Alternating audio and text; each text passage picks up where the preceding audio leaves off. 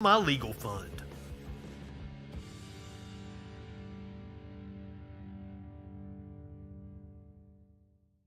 Now we turn to YouTuber Justin FREAKIN. The guy's, he's a formidable voice in the culture. Uncensored and unfiltered political talk and debate from a leftist perspective. The day's top news stories and videos with astute social commentary. Not high enough for this shit. All we're establishing is this guy's wicked sick aesthetic. Right-wingers are morons. You brought back the wrong kind of fucking cake, you idiot. Guess I gotta thank Matt Walsh for introducing me to Justin FREAKIN. Yet you're like, we'll pray for somebody. You think you can telepathically communicate with a deity, and you have the audacity to say somebody else has a mental disorder. For the love of God.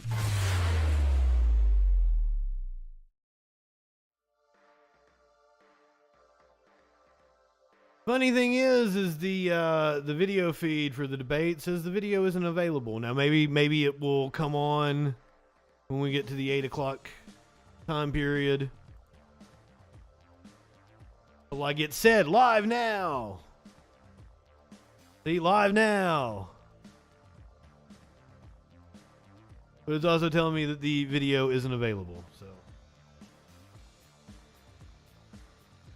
we'll see if we can find it on the YouTube.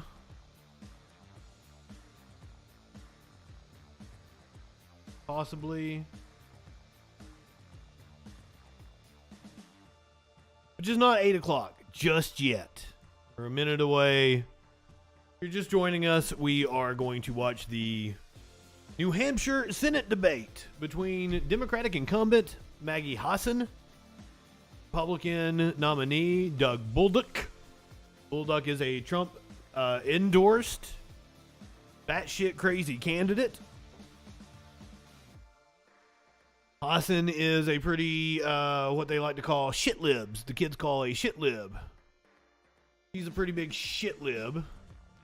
It looks like their feed might be working now. So we should be good to go. Those of you on YouTube, I hope everything worked out for you and it automatically brought you over. Because I created a different event for the, one for the Brandon speech we watched earlier, and another one for the debate. Still telling me this video is not available.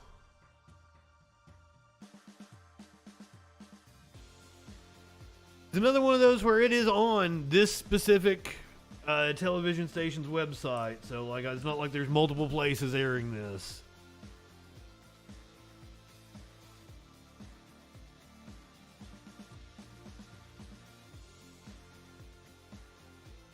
So they have a non-stop YouTube stream, but it is not showing the debate right now. Telling me this video is no longer available. Literally has click here for the debate.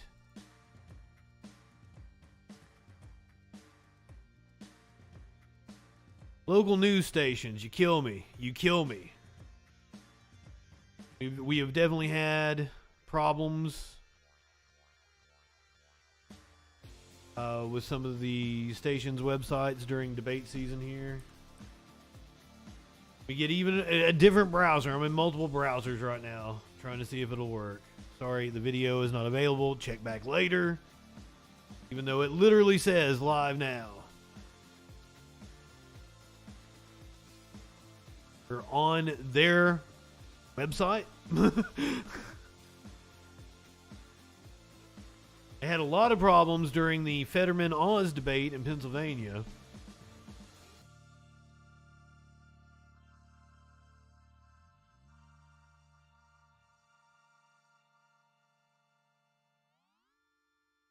This is frustrating. USA Today says they're live. Are you carrying it? Do you have a live video, USA Today?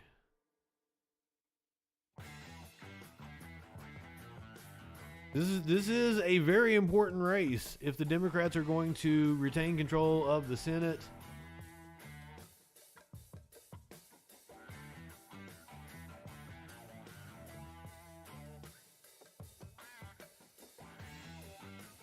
My God.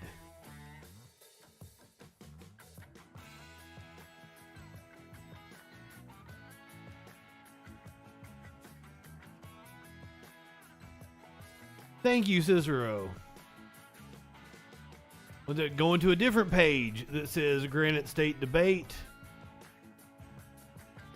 Can't even click on it. God damn it.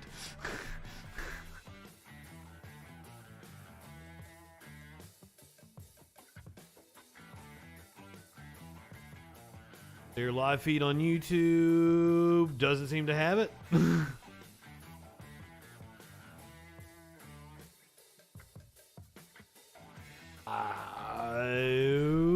I don't know what to do. This is the page they had set aside for it. It says, sorry, this video is not available.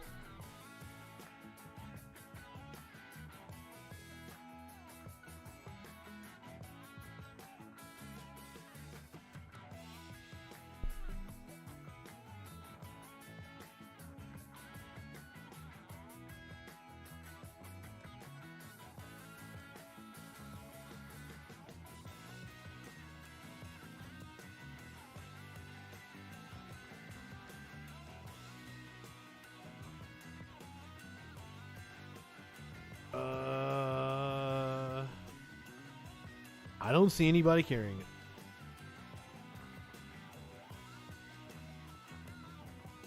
WMUR9, I'm calling you out. Your station is shit. Your online presence is shit. I'm sorry. Maybe you got some good reporters.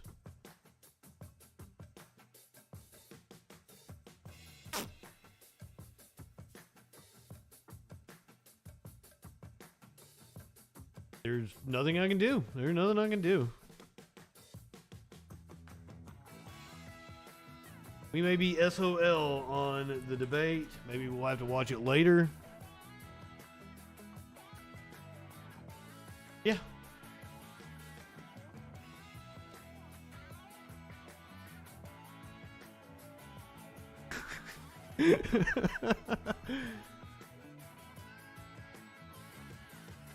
They're now cast.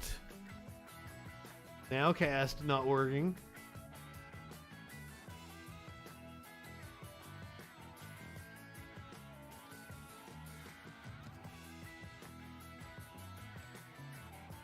Got it on your Facebook? You got it on your Facebook? WMUR. Broadcasting on your Facebook. But then again, why would I trust them to do Facebook Live if they can't do YouTube and...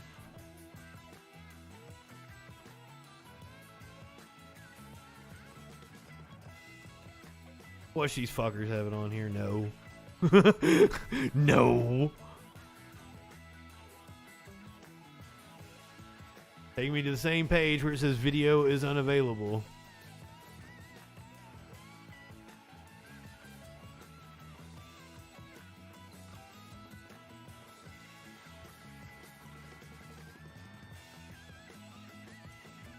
I got nothing. I got nothing. Well, we were going to watch this debate. I was hoping it would be interesting. I got...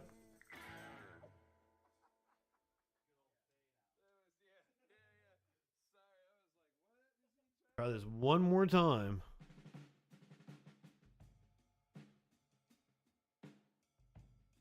Live videos featuring New Hampshire. One of them is the debate.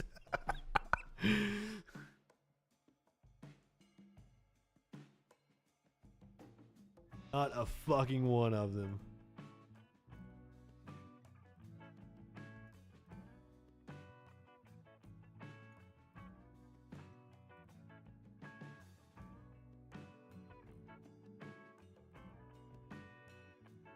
I tried.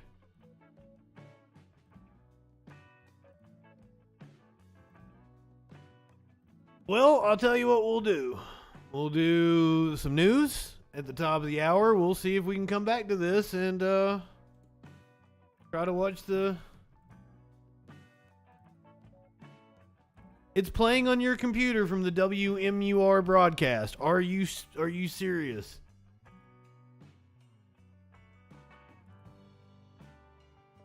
I can't get it. I'm on all my different browsers. I can't get it to come on.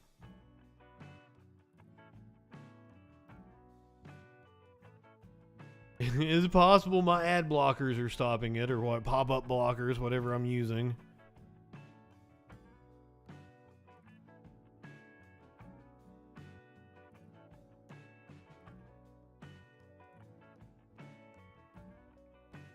Turned it off. I still can't get it to load up.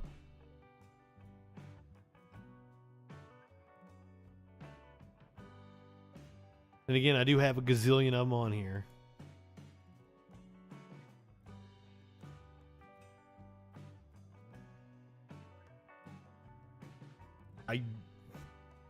Perhaps that's what it is. It's just my ad blocker stopping it from... Okay, I will come over here where I have the least amount of ad blockers and see if we can watch it over here. Pause always.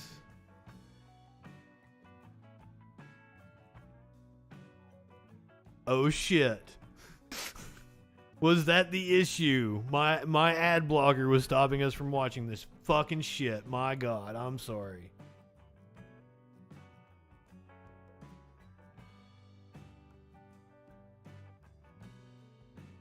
And supply chains back to the United States and lowering costs.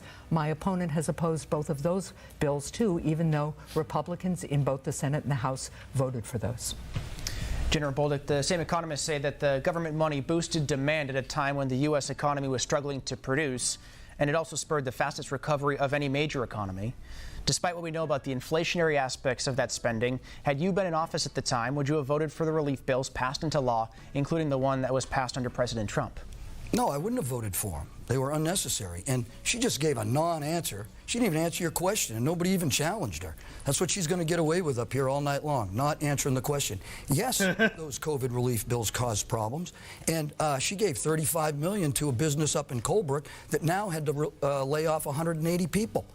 300 people laid off in a business in Portsmouth. Heating and eating. These are the issues, and she completely avoids that.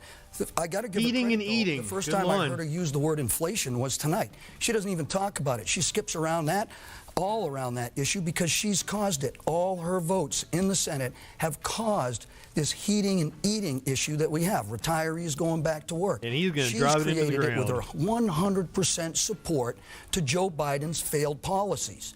And she talks about me. I'm not even there. I don't even have a record. I haven't voted on anything yet. But she claims that I have. She's taken over almost $500,000 from the special interest and lobbyist, second to Chuck Schumer. Senator, 30 seconds. Look, it is really important that we do everything we can to lower people's costs in the short term. And that's why it's so concerning that Don Bolduc keeps proposing things that would actually raise people's costs. In addition to refusing to stand up to Big Pharma or Big Oil on the cost-reducing measures we took at the end of the summer, Don Bolduc also proposes eliminating Social Security. That will jack people's costs up, and a 23% sales tax on things including rent and health care. Again, he's trying to conceal these extreme positions.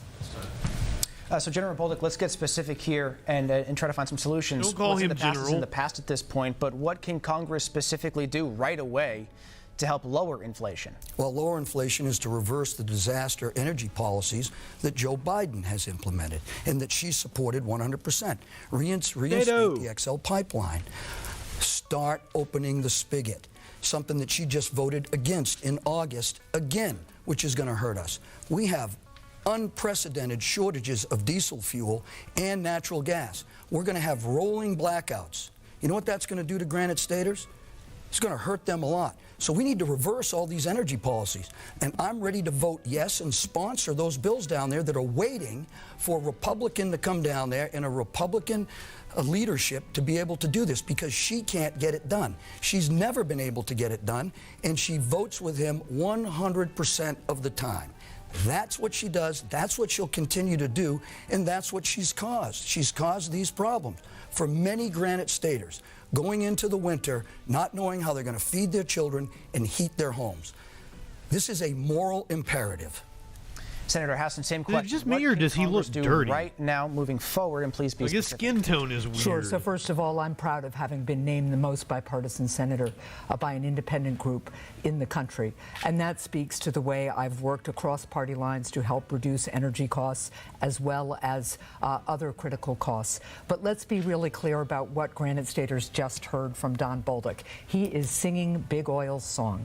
Big Oil has made record profits. Shell Oil Company, for instance, made more money than they ever had in the second and third quarter this year, while they are jacking up prices at the pump. Now, that's one of the reasons I've called for an investigation into big oil price gouging. That's one of the reasons I've called for the suspension of the gas tax, something Don Bolduc opposes. And that's why I voted for critical legislation that will finally transition us to clean energy a clean energy economy, so we can be energy independent and not have to rely on big oil or foreign oil. It's also why critical provisions of that bill give Granite Staters tax cuts for making energy efficiency improvements. There, General, 30 seconds. Yeah, well, thank you very much. Gas tax that she created when she was governor, right? She's depleted our strategic reserves, which is a huge national security interest. Gas just went up 20 cents this week from last week. It's going to double in December. We just got an increase in our interest rates. RB says it's spray 75 points. That's unbelievable. Yeah. You know what she's doing? She's hurting Granite Staters. She's hurting Granite Staters to the point where she's taken money out of their pockets for the last 2 years, and they know it. Next question from Gene Mackin. The last 4 U.S. presidents authorized stimulus checks to be sent to the American people during times of crisis. With energy costs so high heading into winter, would you vote for direct payments to help people? How much and what kind of income limits would be involved? We'll start with you, Senator Hassan. Well, first of all, during the pandemic, of course, just taking a step back, it was really important to help businesses stay open, help employees stay on payroll, make sure that our frontline healthcare workers had the supports and resources and tools they need, making sure that law enforcement had what it needed, our firefighters had what it needed, and our schools could reopen and stay open. Now, we would need to take a look at what our economists and the economy tells us about additional support payments to Granite Staters. But one of the things that we have done already is I led a bipartisan push to get significantly more home heating assistance for right now, as people are struggling with their home heating bills. That assistance means that New Hampshire's home heating assistance for this winter from the federal government just went up 30%. That is an immediate thing that we can do to help people make ends meet. And General Bolduc? Everything she just said causes problems. It creates more debt. Under her 6 years, we had $19 trillion when she started. It's now $31 trillion. That means if he has vitiligo, I feel bad making fun of it. More than they had to pay under her ideas. Nothing worked during the pandemic. She'd think it kept the schools open. Our children are 22 weeks behind. She masked them. She's for mandates for shots for 6-month-old and above. Everything she talks about wastes money, costs money, and takes money out of everyone's pocket. You want a solution to this? Do what I suggest. Reinstate the XL pipeline. Open the spigot. Reduce the taxes in her so-called American Inflation Reduction Act, which is nothing more than the IRS Expansion Act. Everything she does causes more infrastructure, more government, more money, more pain and hardship for Americans. We need more infrastructure. We're trying to figure out how to heat and eat. This is the issue. Senator, 30 seconds. Again, you're just hearing Don Bolduc sing Big Oil's song.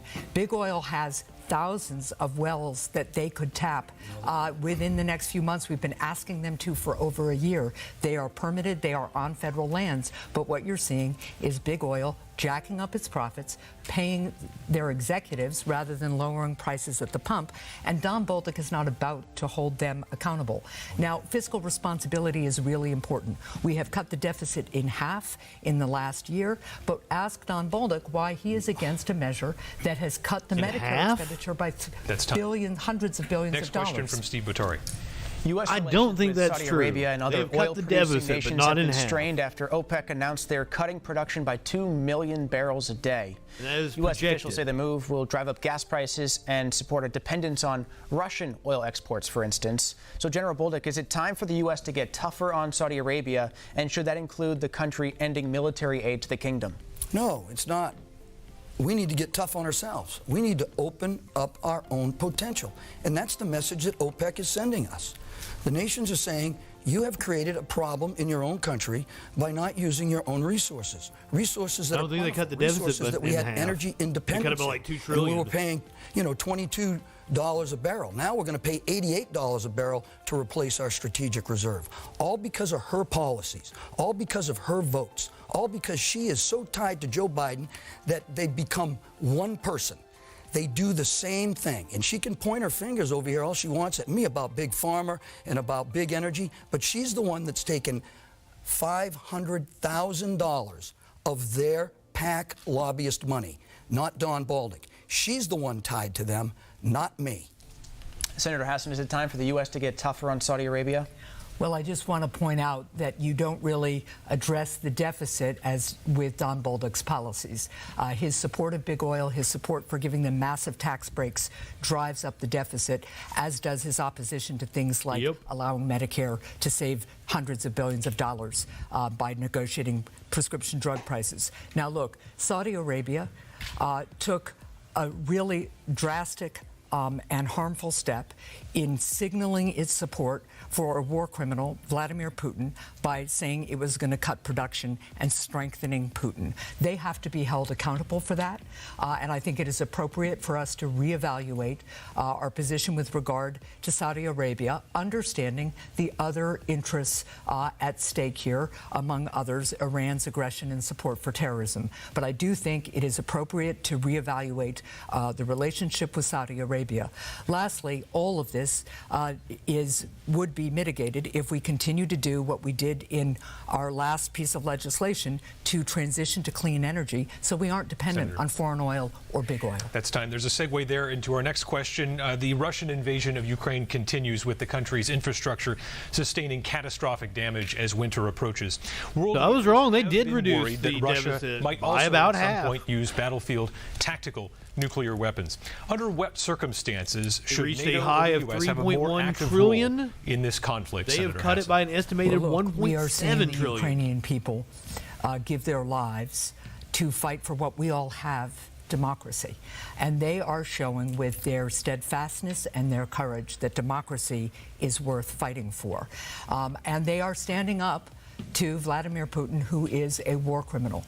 And it is critically important that democracies stand together and make sure that Vladimir Putin's aggression and threats are not tolerated and that we stand strong. What we know is that authoritarians around the world, whether it is in China or North Korea or Iran, are watching. And at the end of the day, in the live free or die state, we know how important it is that we provide critical support, both financial and the means for the Ukrainian people to defend themselves and repel Russia. If it was a fight in the also Facebook critically comments, that important would that we totally be continue his our sanctions response. regime, which has proven to be pretty effective, but we still have to keep a very close eye on the way Putin is trying to circumvent it.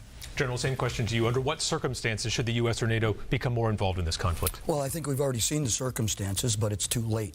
The withdrawal from Afghanistan was a debacle. It empowered Russia. It empowered Putin to invade.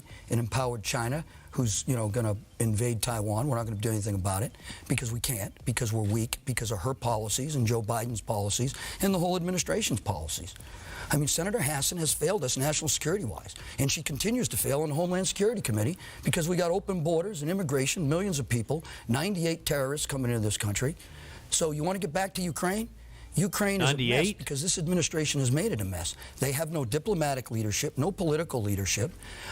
Our economy is weak. Our military is 98 terrorists coming into this country. We have nothing to do but watch because of her policies and her votes with Joe Biden. We need strong leaders with national security experience in Washington, D.C. to draw the line before anything happens. And with this administration and with her in the Senate, it will not happen. Senator, 30 seconds. Yes, Mansour, good evening. Look, I stood up to the administration. I disagreed with the administration and its decision to set an arbitrary deadline for withdrawal from Afghanistan, as I disagreed with the previous administration when it set an arbitrary deadline.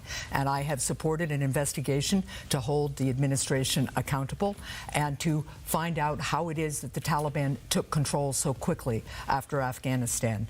But at the end of the day, the United States of America must remain the most powerful country on earth. It must maintain its military and economic edge, and I have a record of making sure that we continue to do that. Next question from Gene Mackin. Thanks, Adam. Yeah, that's right the now fuzzies in and Iran, furries protests guy. continue more than a month after a young woman in the custody of Iranian morality police for an alleged breach of the country's dress code died. This is the most foreign policy we've gotten in the Senate debate. Bloody crackdown against the protests, and human rights groups believe hundreds have been killed. What is the best way to advance U.S. interests and the cause of freedom in this situation? General Fuzzy Bolduc. face. Well, it's to have a strong This is national General security Don in the first Bolduc. place, and we don't. It's weak. It's weak here in this nation. We've given up our borders. We've experienced high crime. They know that. They saw how weak we were in Afghanistan, despite what she says. I haven't even seen anything that she talked about, nor have I heard or reviewed anything on her website that says she stood up to Joe Biden. She doesn't stand up to Joe Biden. She agrees with Joe Biden. And so, you know, what's going on in Iran is tragic. Why? Because we let our foot off the gas. Because they have no respect for us. Neither does China. Neither does North Korea. North Korea has launched more missiles than any of the previous. They launched more missiles earlier today, by the way. They don't respect us. Last night. Because they've allowed the respect for America to deteriorate because of policies here in the United States. We're weak economically. We're weak military. We can't stand with peace through strength. She knows it, but she's going to use her Washington, D.C. Senate career politician talk to try and get out of it. Well, she's not getting out of it up here. She's responsible for what happens in other countries because of our weak foreign policy. Senator Hassan. So my top priority Well, he is a general. is always making sure that Was a America general. is safe, secure, and free. And as I noted just a minute ago, that starts with making sure that we remain the most powerful country on earth, to lead both with our military and economic strength, but also with our values, our belief in individual freedom. I have traveled as a United States Senator from Israel to Taiwan to Afghanistan, and in Afghanistan had the opportunity to talk with our troops. And that experience has informed my continued support for increasing investments in our national defense, including making sure that we have equipment and technology second to none. On the Homeland Security Committee, as the chair of the panel on emerging threats, I have worked in a bipartisan way to make sure we are strengthening our cybersecurity and our counterterrorism efforts, in particular our efforts to identify and respond to terrorism. What is happening in Iran is heartbreaking. It is also just empowering to see women standing up peacefully for their rights as individuals. We have to continue sanctions, and we have to continue working with our regional allies and the rest of the free world to hold Iran accountable. Next question, Steve Butari. Senator Hassan, in 2015, the year before being elected to the Senate, you became the first Democratic governor to call for a complete halt to the U.S. accepting Syrian refugees.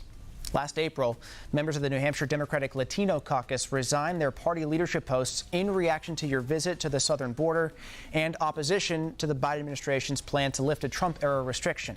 In both instances, you were criticized for doing these things to avoid being called soft on immigration in upcoming elections. How do you respond to that? The first job of government is to keep people safe. And the through line in all of the things that you just talked about is my concern that we understand who is attempting to enter this country and that they are vetted appropriately.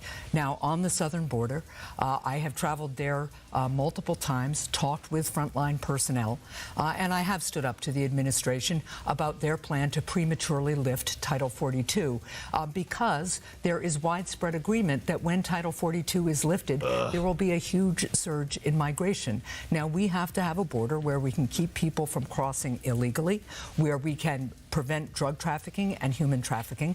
And Down when you with talk COVID with restrictions, the frontline except for personnel, Title that 42. means more people, more technology, and in some places, more physical barriers. And that's what I have continued to press for and support. We have You're to in have New a Hampshire. safe, secure, and orderly border so we can live up to our values. And that starts with safety.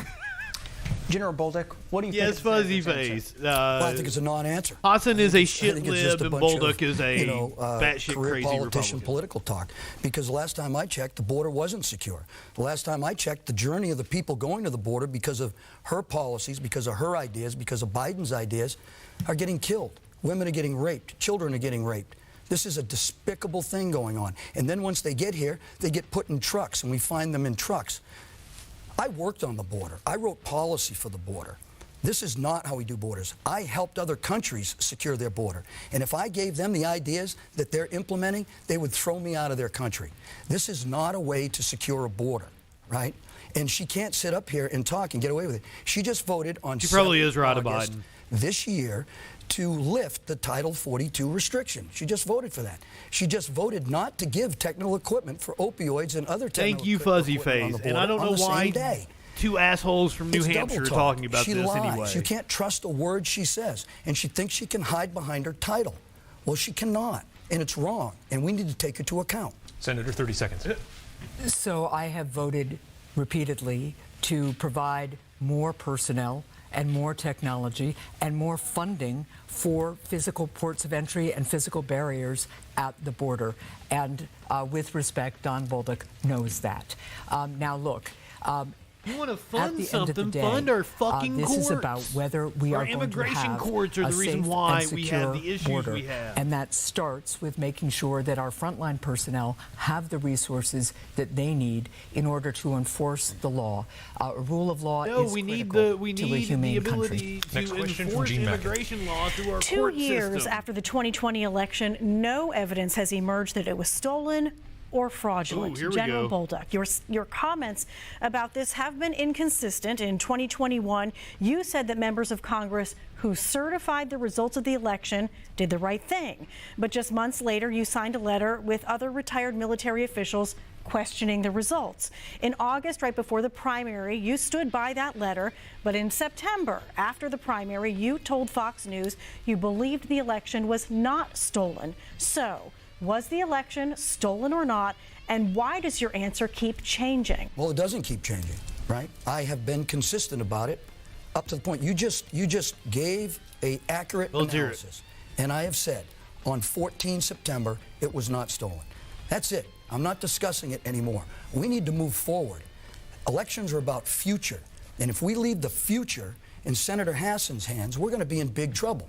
She just sits up here and talks that the border's secure, we don't have immigration problems, we don't have high crime, that she has, somehow abided by New Hampshire values. These aren't New Hampshire values when people are choosing between heating and eating. Moms and dads that I sit with are crying because they have to skip meals so their kids can have 3. This is not right. Eating and eating. I just talked to Ed from Franklin on Terrence Road yesterday at a town hall, something that she knows nothing about. She doesn't do town halls. I've done 75 of them. And he was in tears because his wife can't get the disability she needs because she's made cuts to those programs. This is wrong. This is what we need to do. Look at the future, not behind us. You can dwell on the future, on the past. I'm going to the future. Senator Hassan, what do you think about his answer? Look, Don Bolduc is an extremist, the most extreme nominee for U.S. Senate that New Hampshire has seen in modern history, and he keeps trying to conceal That's that believable. from Granite Staters. He has said on multiple occasions he spent over a year in New Hampshire stoking the big lie, saying it was stolen. Last August, saying he stood by that letter, saying it was stolen, and he wasn't switching horses, baby. That was, I think, the exact quote.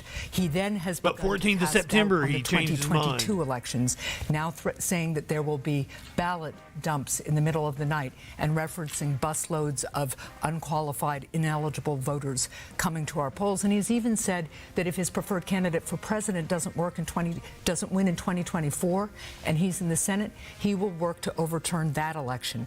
Go to BolducFacts.com and you can see Don Bolduc say this himself. And former President Trump just confirmed that he's an election denier this week.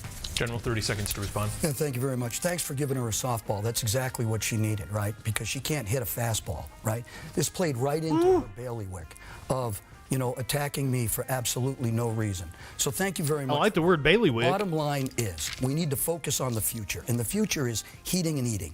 High interest rates. People can't afford a home. Education, border, crime, opioid crisis. Highest in this state ever. Manchester, Nashua.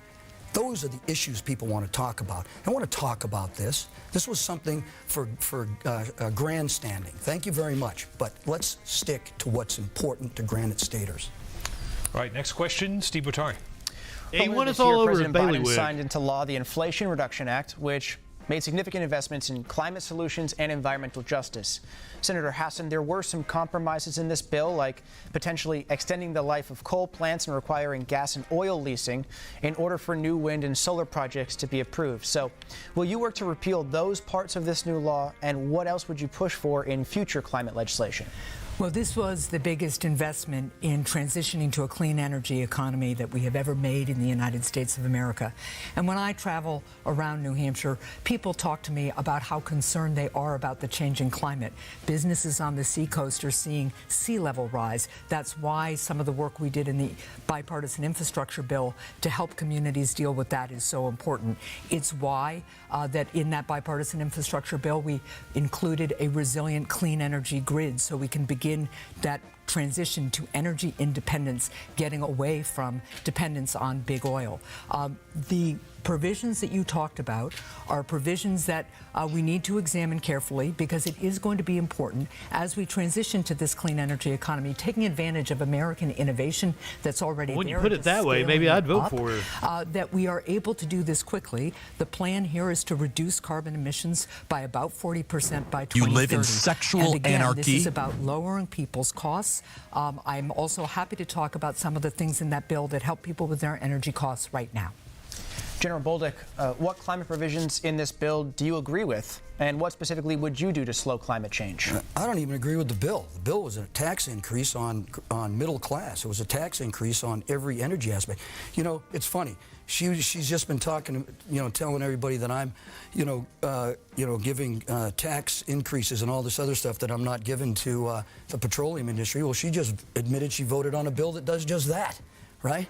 Hello, good evening. Come on, it's career politician, tactical double talk, right? I mean, it's back and forth, back and forth. You can't pin her down on anything, because this bill was a disaster, along with the 87,000 ISR agents in the other bills that she's passed. 5.2 trillion bills. You know what that did to people's savings accounts? Took $2 trillion out of American savings accounts. This is what her omnibus bill, infrastructure bill, Inflation Reduction Act, giving money back to students has done to Granite Staters. It has hurt them. Let's move to. I feel bad about making We've fun hit of his kind the appearance, halfway but point, a apparently little bit everybody in the beyond that. chat So, agrees with me that there's 15-second something answers weird here, about it. candidates. Looking abroad, what prime minister, president, or one world leader do you admire, General Bolduc? Looking out there, world leaders that I admire. You know, Interesting the world question. is in such a difficult position right now. I'm not going to say I admire anybody right now. The world needs a lot of work. It is hurting. And the leaders... Can you even name a world leader, sir? I would expect you to. You were a general. Senator Hassan, you recently mentioned shopping at Market Basket. What one item have you bought that gave you sticker shock? Well, it was actually my husband who was planning on buying eggs, and the sticker shock there was considerable. He said how much were they? He gasped along with some of the other people in the aisle. General. How much were they? Well, I've been there, and I've been standing in line when people had to take stuff off the belt. That's her fault. She should gasp at it. But she owns 4 homes from Washington, D.C. to New Hampshire. She's a multimillionaire. One She doesn't banana, share Michael. What our could it same be? $10? Circumstances. 15 seconds. General Bolduc, in your opinion, who was the best president of the last 20 years? Best president in the last 20 years. Let me see. Wow, Let me question. go back here. You know, I think that probably We got to the best pick president Trump or in the last 20 W. years for economic and securing this country would be President Trump. Senator Hassan. President Obama. All right, Senator Hassan, from a personal standpoint, do you believe that COVID-19 vaccine mandates have helped or harmed you and your family? Oh, from a personal standpoint, I believe that COVID vaccines have been very important in protecting my family's health. Curious As you or know, good evening. Tom and I have 2 adult Crudité children. Our joke. oldest son, Ben, lives with cerebral palsy, very severe cerebral palsy. So the vaccine and boosters for him is what made the threat of COVID something that no longer threatened his life, but just really caused a mild cold. General Bolduc, have vaccine mandates helped or harmed your family? All the mandates during COVID harmed Granite Staters and Americans. General Bolduc, the Red No Arrow sleep. Diner Just checked turned on her a 100 second years ago. old. When you stop in, what do you like to order? I like to order pancakes, blueberry, with real maple syrup. And Senator Hassan. That sounds good to me, too. A little bit of agreement. We found some common ground on pancakes, at least. Okay, let's move to our next question. It turns out I'm going to be asking This debate's this one. wild. Last year, a bill was introduced in the Senate to prohibit a state from denying certain rights to a parent regarding their child's education, including the right to review materials used by the school, access information on teachers along with school records, and visit the child during school hours. This bill also requires the Department of Education to withhold federal funds from a state for instances of noncompliance. Senator Hassan, this bill was referred to a committee you sit on. Do you think this type of legislation is needed to help parents find out what might be happening or is not happening in their children's schools? You know, I think that you know, Adam, and a lot of our viewers know that I first got involved in public life as an advocate for my son because of his disability. And I know firsthand how important it is for teachers and parents to work together. Certainly that was very, very important, not only in Ben's schooling, but also with our daughter, Meg, as well. So I think it's really, really important that we focus at the local level to make sure that we are helping parents and teachers share information. I do think that the federal role here should be limited, because I think at the end of the day, this is about parents and teachers and students and school committees making critical decisions and sharing critical information, with the other caveat being that our priority always has to be on keeping our students and our children safe. General Bolduc, your perspective on this legislation? Well, it's unfortunate. But Oh, thank you for the sub. Department of Education has been responsible for the unprecedented decline of education scores and everything to do with education. It needs to be handled at the local level. Parents need to be in charge. Right now, they're not. Unfortunately, and that's the unfortunate part of it. And she doesn't support parents' rights. She's never supported parents' rights. She hasn't. Since when has she had? She has not. She is a problem to that. And she hasn't seen limited government that she doesn't like, right? She likes unlimited government. That's what she's all about. And our children can't read at the 65% can't read at 3rd grade level. 66% at the 8th grade can't read at grade level or do math. 22 weeks behind because of her COVID mandate policies that she supported. This is wrong. Parents need their rights. It needs to be locally driven, not driven by the federal government, and that's how we need to invest in it. And we need to start focusing on students. She received the 2nd highest amount of money from the NEA, 2nd highest in donor. Senator, 30 seconds. Look, the education of our children is the cornerstone of our democracy, and it's the way every American, every Granite Stater gets that shot at a better future, regardless of their personal circumstances or where they are from. Now, what Don Bolduc didn't just tell you is he supports eliminating the Department of Education. That will decimate funding for our rural schools, something I worked in a bipartisan way with Senator Susan Collins to protect over the last couple of years. His desire to eliminate the Department of Education also puts Pell Grants at risk. Moving to the next question from Gene Mackin. Semiconductors are essential components used in everything from cars to coffee makers. Senator Hassan, you've touted the CHIPS Act that promotes more domestic manufacturing of semiconductors.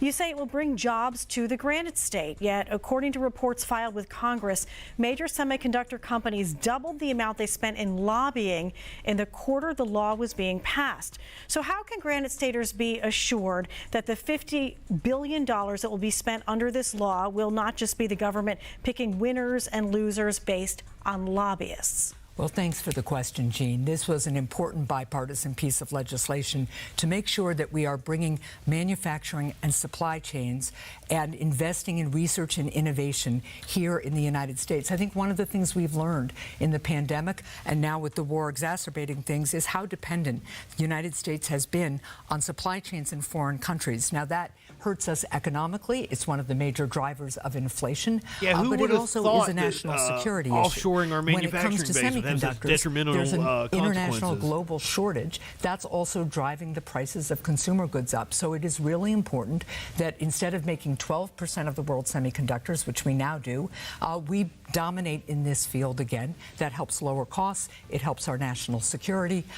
And it also is critical for the future of our manufacturing sector. There's already a company in Hudson, New Hampshire, that is hiring up right now because it will be making a critical component part of semiconductors. And it is concerning to me that Don Bolduc opposes this law. General Bolduc, Taiwan manufactures roughly 50% of the world's semiconductors, and experts have warned if China invaded, U.S. companies would be cut off from the world's most advanced chips. So would you have voted for the CHIPS Act? And what more needs to be done to protect Taiwan while at the same time keeping trading relations pathways open with China? No, I wouldn't have voted for it because it was essentially a bailout, and it didn't create any solutions. We don't need to be making components. We need to be making the whole thing. We need to bring all our manufacturing back here. China's going to dominate it because they're going to invade Taiwan, and we're going to see it happen, and then we're going to be out. Just like we're out with lithium, and just like they're making the major components to windmills and everything else that has to do with renewable energy. We are losing $300 million to China all the time, and Taiwan and overseas because of their regulations, her regulations, that she's done nothing about. 6 years in Congress, she's done nothing about this. You haven't heard anything about it. She votes for this because it will sound good during an election cycle. Well, I'm here to tell you, Granite Staters should worry because it only adds to the debt and it doesn't solve your problems. Heating and eating is your problem. Heating and eating her again. Policies have made that very, he tried, like, and are going to make it he's worse. thrown a lot of Next question buzzwords from in. Steve Botari. In the wake of recent rulings, Americans' trust in the U.S. Supreme Court has now reached historic lows. A majority of Americans now say they disapprove of the job the Supreme Court is currently doing. General Bolduc, if elected, you would have the advise and consent role in the Senate. So are there specific qualities you would require to confirm a nominee? Sure. Character and integrity is one.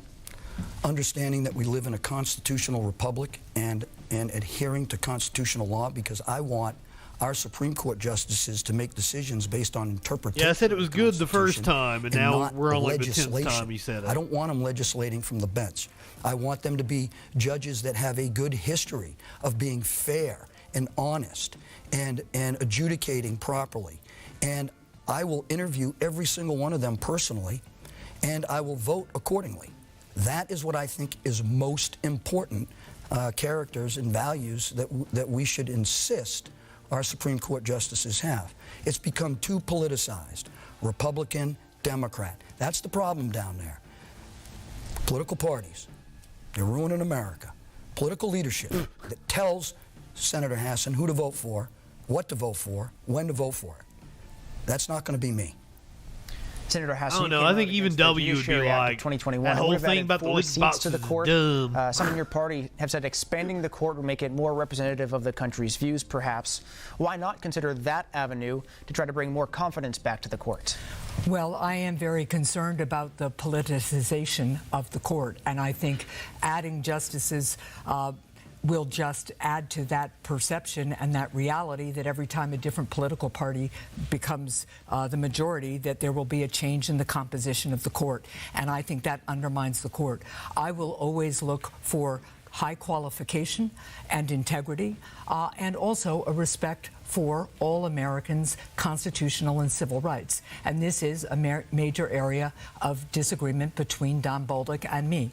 I am very concerned that a number of the current Supreme Court justices came to the United States Senate and told us that they would observed precedent when it came to Roe v. Wade, and then didn't. And this is part of a pattern that you're seeing from Don Bolduc, too. People who support a national abortion ban, as Don Bolduc does, who are trying to mislead Granite Staters, as some of these Supreme Court justices did, about their intentions to take away a woman's most fundamental right. General, 30 seconds. And to be fair, apparently W wasn't as dumb as he came across. Here she goes again, right? Talking like a career politician. She didn't even answer your question. I didn't see one quality there in a justice that she would evaluate. Not one. Because she doesn't have any. Because she involves herself in the politicization. She's done it for 6 years. That's all she does. 100% with Biden, 96% with Schumer and Democrats. She's not bipartisan. She is not. She touts her award. I don't know how she even got that award, because the statistics don't even merit it. So she just gave you a typical political answer. Senator, 15 seconds, then we're moving on.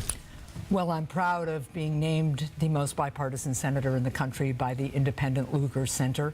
And I'm proud of my record of delivering bipartisan results, including banning surprise medical bills, which is helping lower people's costs right now, along with some of the other bipartisan things we've talked about today. Let's move to the opioid crisis. Yeah, I think W was somewhat folksy, Department of Justice playing the room, but also like wasn't that good of a public manufacturing speaker. fentanyl for distribution and sale in the United States, and drug precursors are imported from China and then pressed into pills, powder, or mixed into other drugs at massive industrial scale labs. Why can't the United States, which has the strongest military, the strongest economy, biggest intelligence community and diplomatic corps, stop the cartels from putting this poison on our streets? First to you, General Bolduc. Because we have open borders. We don't have secure borders. Because we have a terrible immigration policy where we should follow legal immigration, not illegal immigration. We have not given our Border Patrol the people that they need, the technology they need, air, land, and sea. I've talked to the Border Patrol chief about this. He's wanting in every way. She touts the fact that she votes for this. I've seen votes where she does the opposite in August, on August 7th. She has hurt our borders, and that's why we haven't drawn the line with Mexico or China for bringing in the precursors and creating it. We've left it wide open for human trafficking, which is a national disgrace. We've left it open for weapons, illicit weapons, and worse, fentanyl that are killing our children. Manchester is now a distribution center for that stuff. Used to be just Lawrence. Now it's Lawrence and Manchester. Highest overdoses on record in Manchester and Nashua. This is a problem that the Biden administration and Maggie Hassan has created because of bad policy. Senator, why can't the most powerful country in the world stop the flow of drugs? Well, that's why I've been advocating for much stronger security at our border, including personnel, including advanced against technology. both of you. Now, I stood with President Trump as he signed a bill into law that gave our Border Patrol better technology when it comes to detecting fentanyl. I traveled to China in 2019 to confront the Chinese government about their turning a blind eye to the production of fentanyl. And then when I got home, I worked with a Republican to make sure that we passed a law so we can hold the Chinese government to the commitments they made. Now, the other problem here is a problem of demand. We need to hold the opioid manufacturers who fueled this crisis accountable, and that's why recent news of increased likelihood of more settlements is important.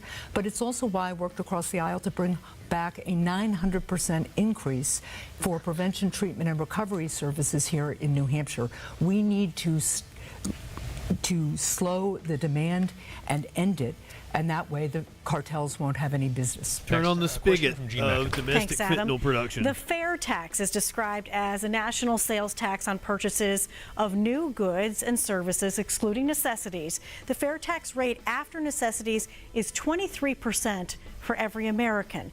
General Bolduc, you've said that you're in favor of the fair tax. So how much support do you think the American people have for this plan, and how would it work? Corey, good evening. I was in favor of a fair tax. Never said that. It's taken out of context by Senator Hassan and her team. And she thinks because she can manipulate those facts and use her $30 million and put them in a commercial that somehow the lie is true. And it's not true. It's a lie. She says go to Bolduc facts. Facts that she puts together off of snippets that she twists. It's Apparently it's video of you saying this shit. She can't even be truthful on her own facts. This is wrong. I Come on, signed man. a pledge not to raise taxes, and I will not raise taxes. Period. Did she sign that pledge? Why Read don't you his ask her lips. that No question? new taxes. Senator Hassan, you can respond. Also, we want to ask you, you voted to increase funding to the IRS and have been criticized by your opponent Somebody for said that. they reminded So why him, did you or vote that he for reminded them of funding, and how do you W. He respond to reminds claims me of that the Ross IRS Perot. can be Those weaponized doors against open. regular citizens? So first of all, I have worked to cut taxes for families and for small businesses. As governor, I passed 2 fiscally responsible budgets and held the line against a sales and income tax. I have passed multiple bipartisan bills that cut taxes for small businesses. I shouldn't make Now, fun let's of his talk looks, about especially Don when she's Bolduc's over here looking fair like a tax Halloween plan, skeleton. because, again, you can go to bolducfacts.com and you can see the videos and hear the transcripts and read the transcripts of the radio interviews when he talked about this. This would increase your costs on things like rent and health care and food by 23%, just at a time when inflation is straining our families so dramatically. But this is, again, a kind of example of Don Bolduc's extremism and his desire and work to conceal it from the people of the Granite State. This is about whether Don Bolduc believes he is accountable to people in New Hampshire. And it is very clear that he is trying to mislead them so that he can impose an extreme agenda should he be elected. He does kind of look like Bob that was Backlund. Let's see if he precious. can put on a Here you crossface go chicken again. wing. Another political answer. Who's been hiding from Granite Staters this entire campaign cycle? She has. Who does Zoom spaghetti dinners with Democrats out in Cheshire County? She does. I have 76 town halls under my belt. 2 years. What's wrong every with town spaghetti city. dinner? I've been honest to everybody. I will not raise taxes. She's raised your taxes. You can't even buy a house. You can't even rent property. You can't even feed your children. You can't even heat your home. That is the ultimate tax. We're going to move to our final question here. First Eating to you, and eating, Senator Hassan. bitches. Just last month, Senator Susan Collins of Maine said she wouldn't be surprised if a senator or House member were killed because of the current political climate. Of course, last week, a man violently assaulted House Speaker Nancy Pelosi's husband in their San Francisco home. How much responsibility do politicians need to take to prevent political violence in this country, and what would you specifically do? 30 seconds. Well, first of all, my thoughts and prayers are with Paul and Nancy Pelosi as Paul Pelosi recovers from a terrible attack. You know, the whole point of democracy is to have a system for resolving disputes that isn't violent. And it is absolutely essential that we tone down the rhetoric. I am concerned about the rhetoric that I have heard from people around the January 6th committee. I am concerned about the rhetoric we hear. And it's really important. Think about the things we could accomplish as Granite Staters if we all work together. That's something Granite Staters do every day, and we should all be working to follow their example. General. Well, you know, I think Senator Hassan made some very great points right there. And I am really sorry for what happened to the Speaker's husband. Nobody should have that happen to them anywhere in America. But it's a sign of the times. It's a sign of political problems, Republicans and Democrats, that fuel issues with people, that get them to the point where they are just so upset at an individual that they strike out at them. Happened to me outside just before I came in here, right? This is wrong, and it needs to be stopped. Now it's time for final statements, closing statements. First to you, General Bolduc.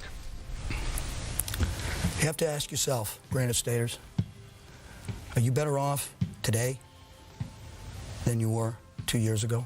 2 years ago, you were not I'm making assuming choices they between are. Do heating you and know what eating. was going on I 2 was years not ago, holding motherfucker? Moms and dads' hands who were in tears. I was not holding retirees' hands who didn't know how they were going to pay their next bills. People that You could weren't live 2 years comfortably, ago? Where paycheck to the paycheck, fuck were you now at? What can't live country were you comfortably. in? This is a sad situation we are in, and it is due to the policies of Joe Biden with the 100% support of Maggie Hassan. I am a political outsider. I will go to Washington, D.C. to serve you. I will go to Washington, D.C. to represent you. I will not go to Washington, D.C. to represent special interest lobbyists and wealthy political elite. I will not do that. I will be your senator. I will be your senator, and I will work for you, and I will be accountable, responsible, transparent, and truthful. God bless you, God bless America, and live free or die.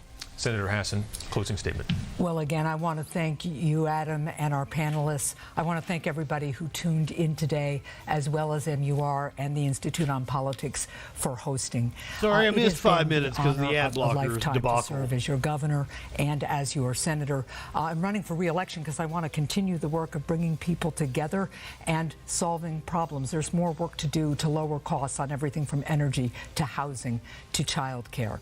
Now, my opponent has a very different approach. Don Bolduc wants to impose an extreme agenda, whether it is eliminating Social Security or enacting a nationwide abortion ban, and his refusal to accept election results means he thinks he doesn't have to listen to you because he can just reject your votes. He believes he can support an agenda that will raise your costs and eviscerate your rights because he isn't accountable to you. I will always listen to you and work to deliver for New Hampshire, and I respectfully ask for your vote. All right, that brings us to the end. Thank you to the candidates for joining us. Thank you to the panelists for all of the questions. Thank you to you at home for watching. Please do join us back here tomorrow night at 8 to hear from the candidates. Well, I think I did a good job of setting up this debate. New Hampshire has a very libertarian bent. The right-wing Democrat, a shit lib, as I described her, debating a far-right nut job. So my apologies for missing about the first 5 or 6 minutes of the debate because we are protected by ad blockers, and it's not so much that I hate ads. I do. But it's because, I don't want ads to play while I'm doing the show for you guys. I don't want to pull up a video and then, an ad pop up and shit. I want it to flow and everything go naturally. Oh, I'm sorry. Speaking of ads, I probably didn't catch them on Twitch. My apologies to people on Twitch. You might not even be hearing me right now unless you're a subscriber. Sorry. I try to remember to postpone the ads for 5 minutes so you won't get them until after the debate. Totally forgot.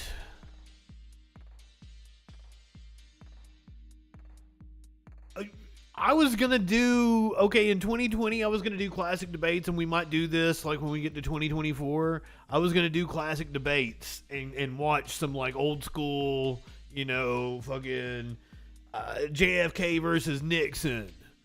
Well, I can't remember what all I had picked out. I think I had Hillary and Trump on the list, and then I had the one with Clinton, HW, and Perot.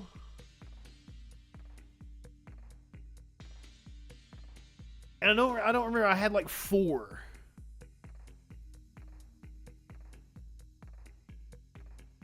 The ad blogger knew that the debate was really just an ad for Big Oil. Well, I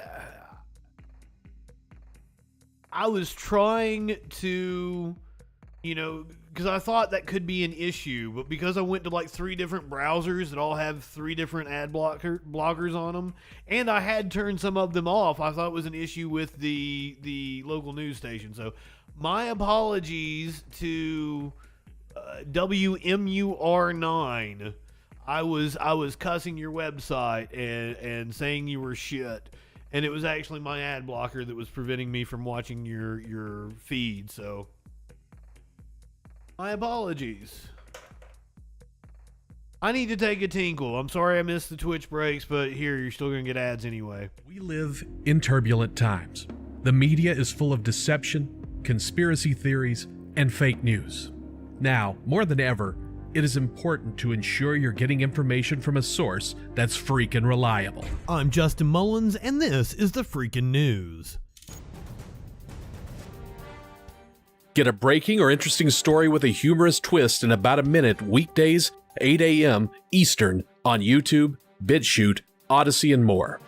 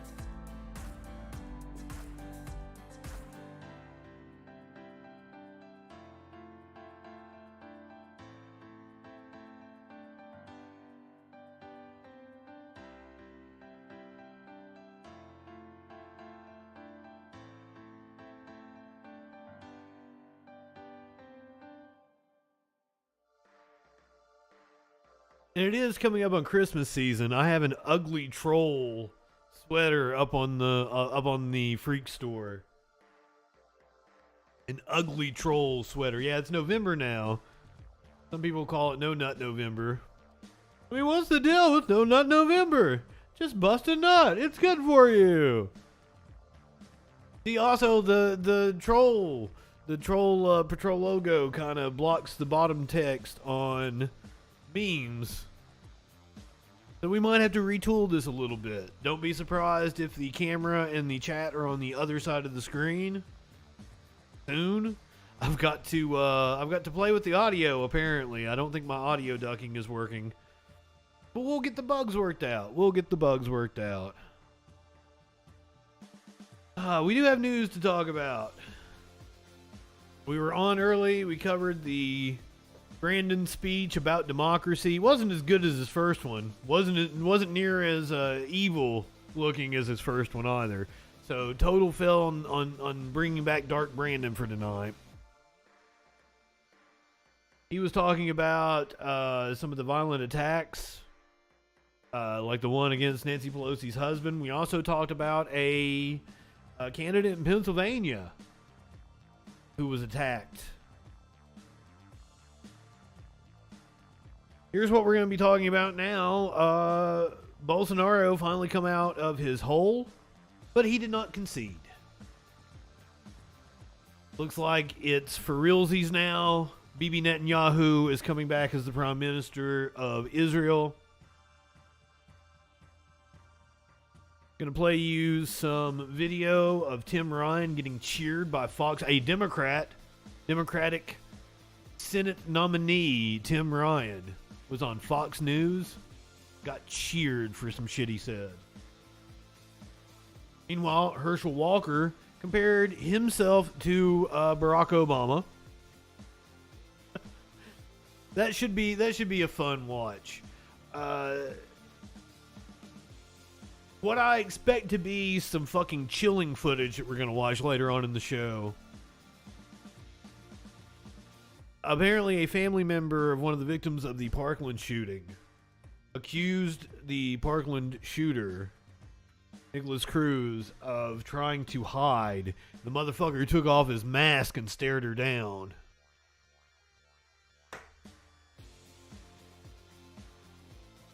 Plus, we might hear from Rush Limbaugh's wife on with Glenn Beck. I'm going to start off tonight. First of all, I do want to update you on a story that we talked about last night. Ida, good evening. Simp, good evening. Cicero Core, Dustin, Lenny, thank you for the sub. Or could be a resub sub. I don't know. It doesn't say on the screen. Resub, hell yeah, my friend. So glad to have you here. I think I've said hey to everybody. Fuzzy Face, So glad to see you in here. Don't know if I missed anybody during the debate. I try to lay out as much as I can during the debate, but, you know, sometimes I just got to make some jokes. I got to crack the jokey jokes. I can't help myself. This one is not a jokey joke. Fucking shit. See, I gotta work on the audio, and that way, like, even if that plays for me, you guys won't hear it, that kind of deal. Because I can do that. I can do that shit. I just gotta work out the fucking kinks. Now I don't even know. I was gonna hit a drop, and I don't remember what drop I was gonna hit.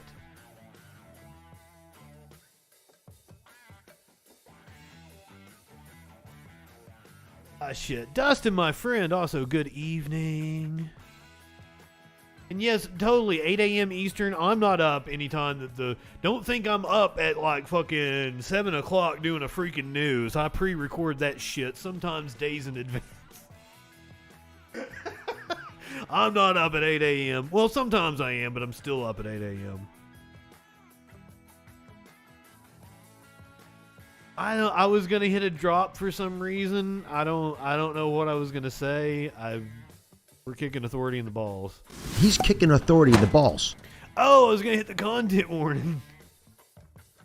That's right. I was gonna hit the content warning because this is gonna be a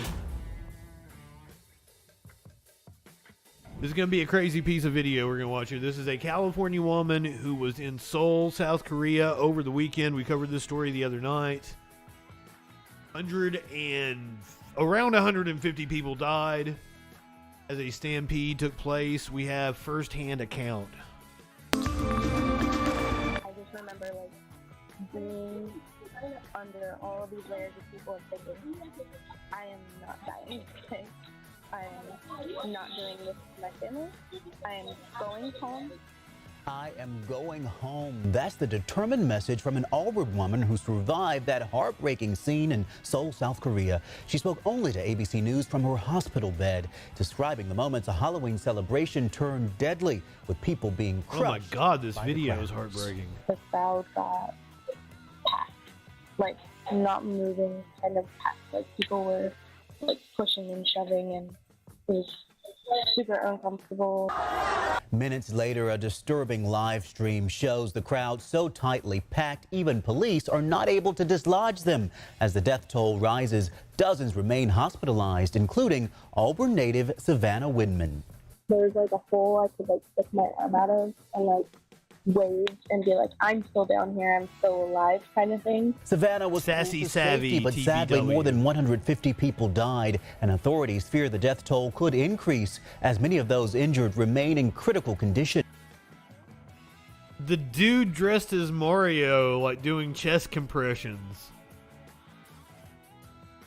I mean, it was a Halloween celebration, so good. I believe that's a Mario costume.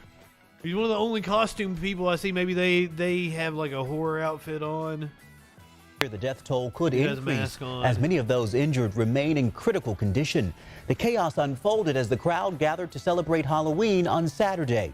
Tuesday, the national police chief, Seoul's mayor, and the prime minister each admitted more could have been done to prevent this, saying they'd only deployed 137 officers to handle a crowd of more than 100,000. Savannah took this picture of the crowd before the chaos. It was really, really busy, and we weren't planning on staying super long. A sad reminder of the devastating loss as Savannah counts her blessings. I am going to be able to see my parents, and I'm going to be able to see my family. I'm going to be able to spend the holidays with them. And that in itself just makes me so incredibly thankful and happy that I'm just not going to let it bring me down. 2 young Americans were among the 156 people killed. You can read more of our coverage on this tragedy on abc10.com. Ew. I like her positive outlook, though. She gets to spend the holidays with her family after going through that tragic ordeal. Fuck. That was far more graphic video than we watched the other night when we originally covered that story. Still a little stunned by that. I'm going to go ahead and hit the content warning again on this one. This is probably going to be some chilling video. The sentencing trial for the Parkland shooter, Nicholas Cruz, wrapped up today. He is officially behind bars for life. I think Law and Crime even titled the video, "They Threw Away the Key."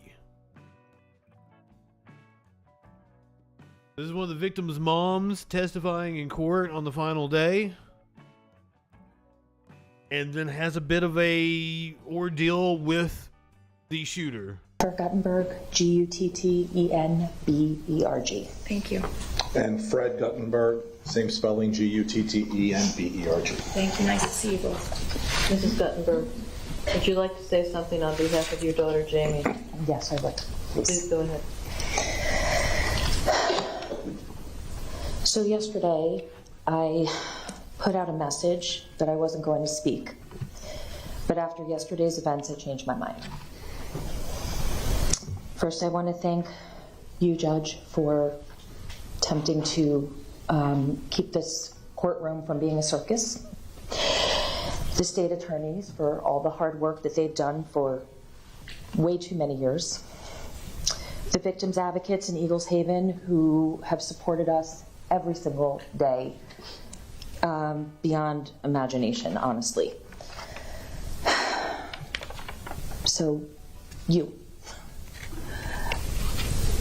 shouldn't be sitting there with a mask on your face. It's disrespectful to be hiding your expressions under your mask when we as the families are sitting here talking to you. Lowered down in your seat, hunched over, trying to make yourself look innocent when you're not. You took it off. Because you admitted what you did, and everybody knows what you did. I felt the need today to remind this court and this entire country who are the important people here. And that's Jamie, my daughter, and the other 16 victims that were murdered, as well as the 17 You may recognize her husband. He's that were injured. Now and countless thousands of mentally injured people. He is now a advocate for stricter gun laws. He has been appearing on a lot of cable news outlets. So Fred Guttenberg, you've probably seen him make different media appearances. From this massacre. They suffered the unimaginable. And as a reminder, there's no question about what happened. Guilt was admitted. I won't take the time to talk about you, because as far as I'm concerned, you deserve zero acknowledgement. I need only to speak about the families who have endured this horror of what you did to our loved ones. Yesterday, the elected public defender said that nobody had to endure what this defense had to endure. Let me just tell everybody what our families have had to endure. For those of you who don't know, there were many rules and restrictions for our families. We were not to wear colors like orange for my daughter, or advertising types of clothing. This is the final hearing in the Parkland shooter's sentencing trial. This is the mom of one of the victims. She spoke directly to Nicholas Cruz, and now she's talking about the families. Or gear related to our loved ones. We weren't to have major reactions or facial expressions from what was being said. We had to be quiet. We didn't make a peep. We couldn't make any verbal sounds. We couldn't use our cell phones in the courtroom, even though the attorneys, the press, and everyone else could use theirs. We weren't to be speaking outside of this courtroom because we were unaware of where jurors might be and may run into somebody. The list goes on and on. And as a reminder, Mr. Weeks, and the rest of the defense attorneys, your client murdered our loved ones in cold blood, hunted them down, shot them over and over. Once again, I don't like the hatred that has been... And yeah, like, the woman apparently threw up a middle finger. It does look like she did it intentionally, and like she wasn't just, like, scratching. It was one of those, like, covert kind of things, but it was kind of overt that she was flipping the bird. These are public defenders who were put in an impossible position. So I show them the utmost sympathy because everyone deserves a defense, even mass murderers. And I'm sure the public defender's office is incredibly overworked and underpaid. And I can't imagine the stress that they were under in this situation, in this trial. And the judge has kind of been overbearing. The judge, I feel, was grandstanding and trying to make a name for herself. The family seemed to feel that the judge did a good job, and I sympathize with that. But from what I saw, and I watched hours of this because I don't know why, I have a morbid curiosity. We've covered it in parts here on the show, but I myself have watched hours of the coverage. Until he knew he accomplished his goal and left them for dead with no remorse. In fact, he pled guilty. This has all just been about sentencing. And stopped for a Slurpee because he was thirsty after his rampage. I feel our families need to be recognized. Whether in the courtroom or watching from elsewhere, we sat through this entire trial respectfully. We tried not to react while videos of our loved ones were being shown to the jury. We tried not to react when the medical examiner described their horrific injuries. We tried not to react as we were verbally taken through the crime scene, step by step. Miss McNeil. RB, you said that about one of the judges in one of the many cases we've watched, but like, I didn't get what you were talking about. Like, she looked fine to me. Waved her hand at us during her closing arguments, like this, talking about these people, and no matter what the verdict is, that these people will always be suffering from what happened. It was disrespectful, and I'd like to tell you about these people. We are sad, hurt, lonely, empty, and horrified. Yet we are strong, caring, and respectful. Each of us has done our share to try to do positive things every day, regardless of how our lives have been ruined. We have endured the unthinkable and the nonsense of this trial, including the blatant disrespect of this defense team, and now Mr. Weeks. This is a club that nobody wants to be in, but I'm glad that my club is at least with these amazing people.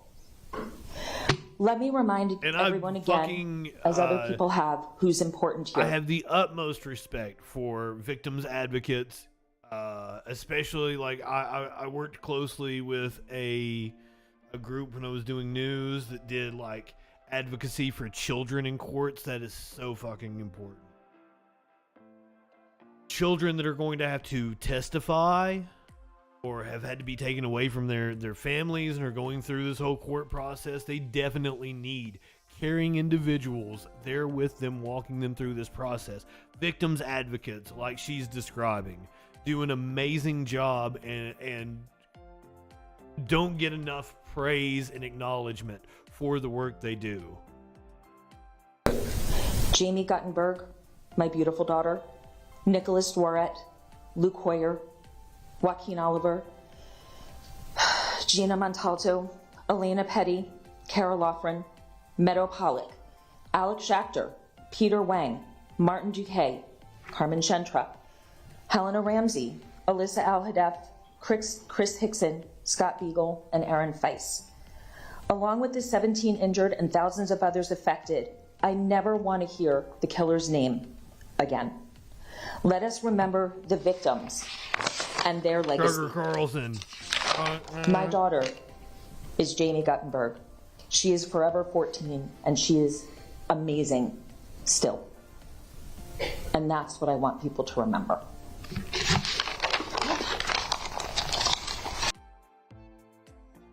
Well, my friend RB, women aren't there for your approval or disapproval. And their appearances shouldn't be gauged on what you think. Sorry, my friend. Sorry. Had to go a little woke on you there. Had to give you a little correction. Where's my Jordan Peterson at? Up yours, woke moralists. We'll see who cancels who. Fuck Jordan Peterson, who was the one that threw out the why do women wear rouge on their face? It's because your cheeks turn red naturally during sex, and they're getting aroused. They're trying to portray the arousal. Why do women wear high heels? Fuck Jordan Peterson. He does give off closeted vibes. He gives off closeted vibes. But I don't know. I don't know. He's got beef daughter going on. All right, a couple of election updates. Invented for men first. What about wigs and shit invented for men? We've got a couple of election updates here. And I believe I'm going to have to translate. You're not going to translate for us here. This is Jair Bolsonaro finally came out from under his rock after losing to Lula da Silva Sunday in the Brazilian presidential election. Bolsonaro finally came out from hiding. He has not been seen since the election. And apparently does not concede. Here we go.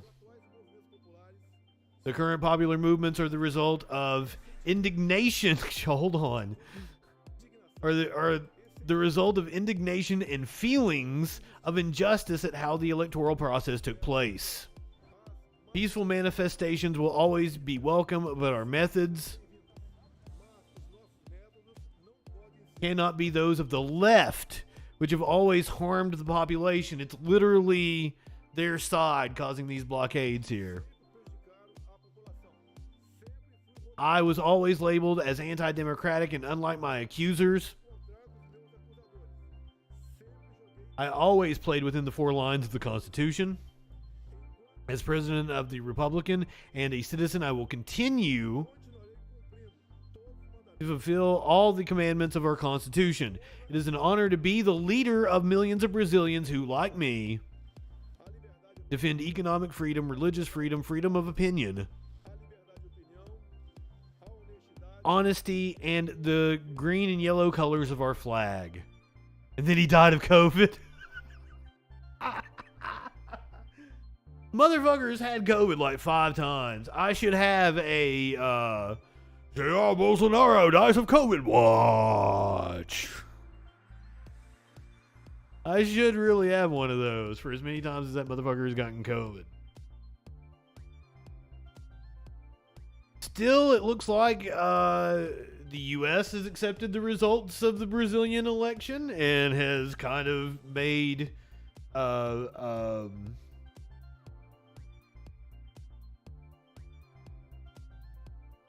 made statements that would indicate they would not support a Bolsonaro attempt at a coup. So that's promising. Still kind of wonder what they did in Haiti a couple years back. Oh shit. Let's move over to Israel, where it looks like we're getting the return of Bibi Netanyahu, which I do want to point out my thumbnail for the Israeli election results from last night. It's one of those that only a few people will get it. You have to have been a fan of Elton John from back in like the 70s and have seen the single "The Bitch Is Back." Actually seen the artwork for it. Oh, you just missed the New Hampshire debate. I'm sorry, Amnestic. U.S. is begrudgingly accepting it. Voodoo, good evening. Fuck, I didn't even click on the Kanye story today. There was something he said. I'm not even going to click on it because I fell for it last night. I fell for the bullshit last night. Bibi Netanyahu poised to return as the Israeli Prime Minister. Prime Minister Benjamin Netanyahu is set to return to power in one of the most right-wing coalitions in Israel's history. A smiling Netanyahu, who's on trial over corruption charges he denies, spoke to cheering supporters on Wednesday. By the way, as they mentioned those corruption charges, the party has promised to change the law in order to nullify the charges against him. Wednesday. Our way, the way of Likud, proved itself. I remind you that after getting 52 seats last election, we are on the brink of a very big win. Current Israeli Prime Minister Yair Lapid stopped short of conceding victory pending the final tally. We have no intention to stop. We have no intention to cease. Right-wing ethno-state gonna look like a right-wing ethno-state. Leftist or rightist, Jewish or Arab, straight or LGBT, should know tonight that we will continue to fight for Israel to be a Jewish and democratic, liberal and progressive state. A possible Netanyahu win has caused jitters among Palestinians and Arab neighbours who fear it could ratchet up tensions across the Middle East. With roughly 85% of votes counted, Netanyahu's conservative Likud and its likely religious and far-right allies were on pace to control a majority in parliament after Israel's fifth election in less than 4 years. Reactions on the street. Yeah, fifth election in less than 4 years. I forgot that dude, the Lapid dude, was even the prime minister. I still thought it was Naftali Bennett. And I do a fucking news show every night. Mixed in light of the news. This man says he's very happy and that he believes a Netanyahu win would be good for Israelis. However, retiree Mina Rabi disagrees. I feel very disappointed. I expected a change.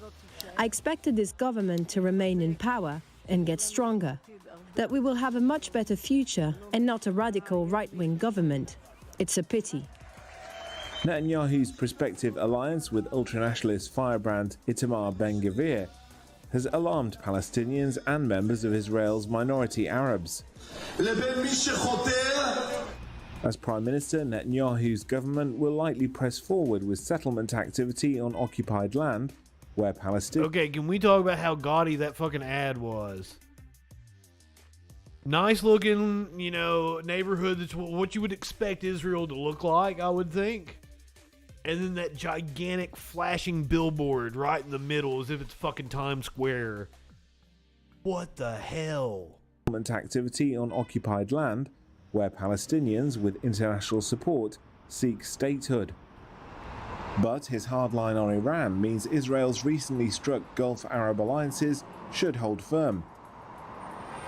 Though the landscape could shift as ballot counts trickle in, Israeli media predicted Netanyahu would lead a bloc of 4 parties, taking 65 of the Knesset's 120 seats.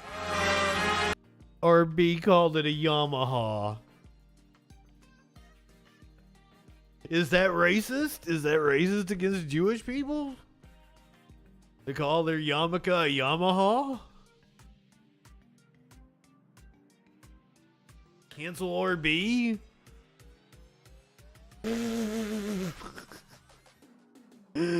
Oh, god damn. Where's Peterson at? Okay, I gotta... Up yours, woke moralists. We'll see who cancels who. I gotta let you guys in on something. If you were here for the end of the show last night, you know that we have a new kitten here in this house. A new kitten is sitting here next to me. And I let Smokey out because Smokey was trying to fuck with the kitten. And Smokey is outside the door, right? Yes, I have a kitty. I have a 5-week-old kitty right next to me. It's sleeping right now. It's sleeping right now. But I gotta let Smokey in.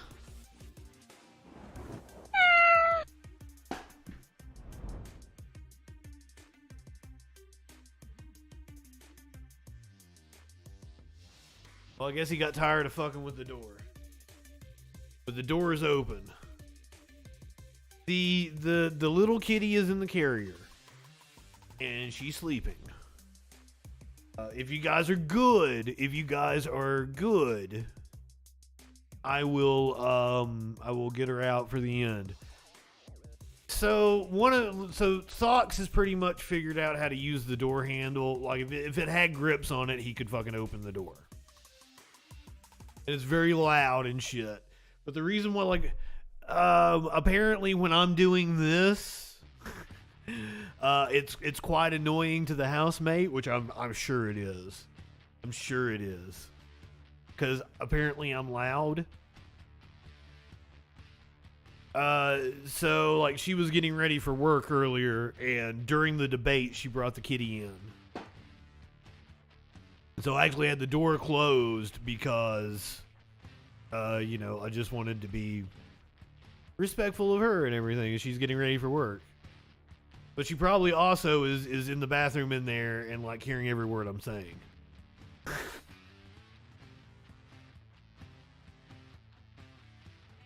If you guys are good, I'll get the kitty out. That's what we did last night instead of an animal video. I showed off the 5-week-old kitten. I should have turned it around, let you see its ass, because it's a bobtail. It's a tortoise shell calico bobtail. It is around 5 weeks old. Who did what? Who did what, Phoebe? I don't know what's going on. Enable emote only mode. I didn't even know that was a thing.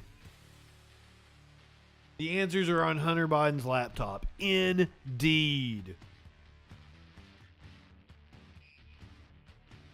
Are we back to talking about the election? Let's go back to talking about the election, shall we?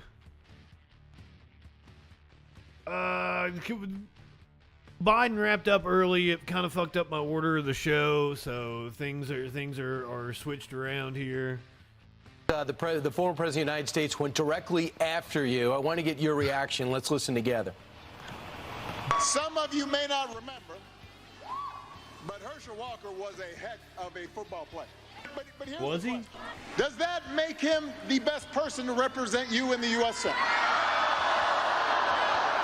Does that make him equipped to weigh in on the critical decisions about our economy and our foreign policy and our future? Saw anyone else called you a celebrity. What's your reaction to him going after you? Have you ever met him before? I've never met him before, and if I'm a celebrity, I would have met him because all he did was hang out with celebrities, and he forgot to tell people I created one of the largest minority-owned food service companies in the United States of America, so I do sign. Wait, what? Is he? I thought we got him to stop making these claims. Smokey. The claim about him owning a chicken company is false. And if I'm a celebrity, I would have met him because all he did was hang out with celebrities, and he forgot to tell people I created one of the largest minority-owned food service companies in the United States of America, so I do sign the front of a check, which he's probably never done, and except when he was in the White House, and then that's not true. Never done either. So I've created businesses. I sit on a public traded board. So those are things I've done outside of football. But my resume against his resume, I put it up any time of the day, and I think I've done well.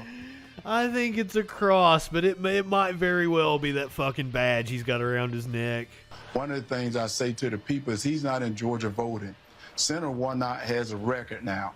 When he ran 2 years ago, he didn't have a record.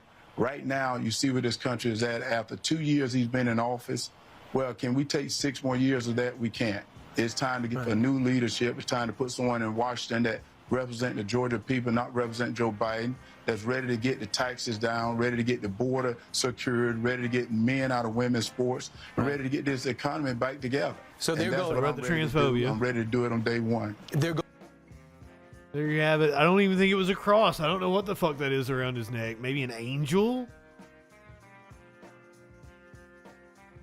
So, Brian Kilmeade apparently comes close to asking Walker a tough question. It's 50, going to do it again. How are you handling all the personal controversies? Well, you know, the way I handle that is I keep going forward. Right now, you know, they're going to try to throw everything at me. They've spent almost $100 million so far against me. And, you know, right now the race is virtually tied, or I'm in the lead, which show that they don't even know how to spend their own money. So quit spending our money. So that's what I'm running for. I'm running to let people know I represent them. They can come after me at what they want, because they got to come after me today. They're going to come after you tomorrow, but they're not going to do it on my watch, because they don't know what they got a hold of when they got a hold of Herschel Walker. I'm the wrong Georgian for them to come after. So they can keep coming. I'm going to keep knocking them down. I told them when I got in this race, I'm that warrior for God that need to straighten things out, because what they're doing to this country is not right. What Senator Warnock has done is not right. You know, he brought people into his church that preach that Christians are racist, and, you know, that's not right. In my Bible I read, there's nothing that's... Warnock is the Reverend at Martin Luther King Jr.'s church. I don't think that's I don't think it's a miniature Heisman. I think it's some kind of angel or something. I don't know. But I can't really tell, and I guess you guys can't tell because my camera's over it. Hold on. The chat's still over it, but like it looks like an angel or cat. Stop it. Yeah, the cats keep coming in to kind of like check on the little one. Smokey's over here on the nightstand behind me. It's a saint thing. Okay, possibly Saint Michael. Is he Catholic?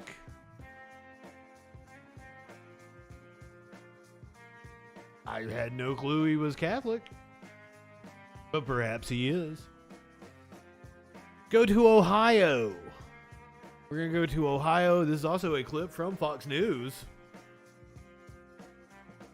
Tim Ryan appeared on Fox News, said, "We don't want J.D. Vance in the doctor's office," and Fox News viewers applauded.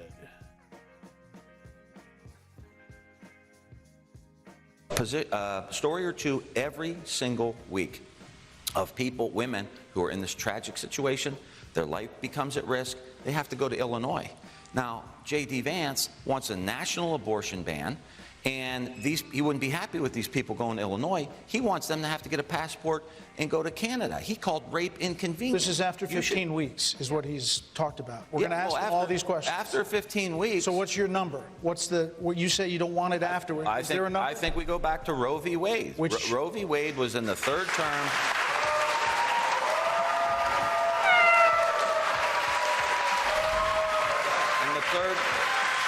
In the third term of Roe v. Wade, you could only do it if there was some kind of medical emergency. We don't want J.D. Vance and Ted Cruz and all these guys in the doctor's office. Do you think that the Democratic there you go.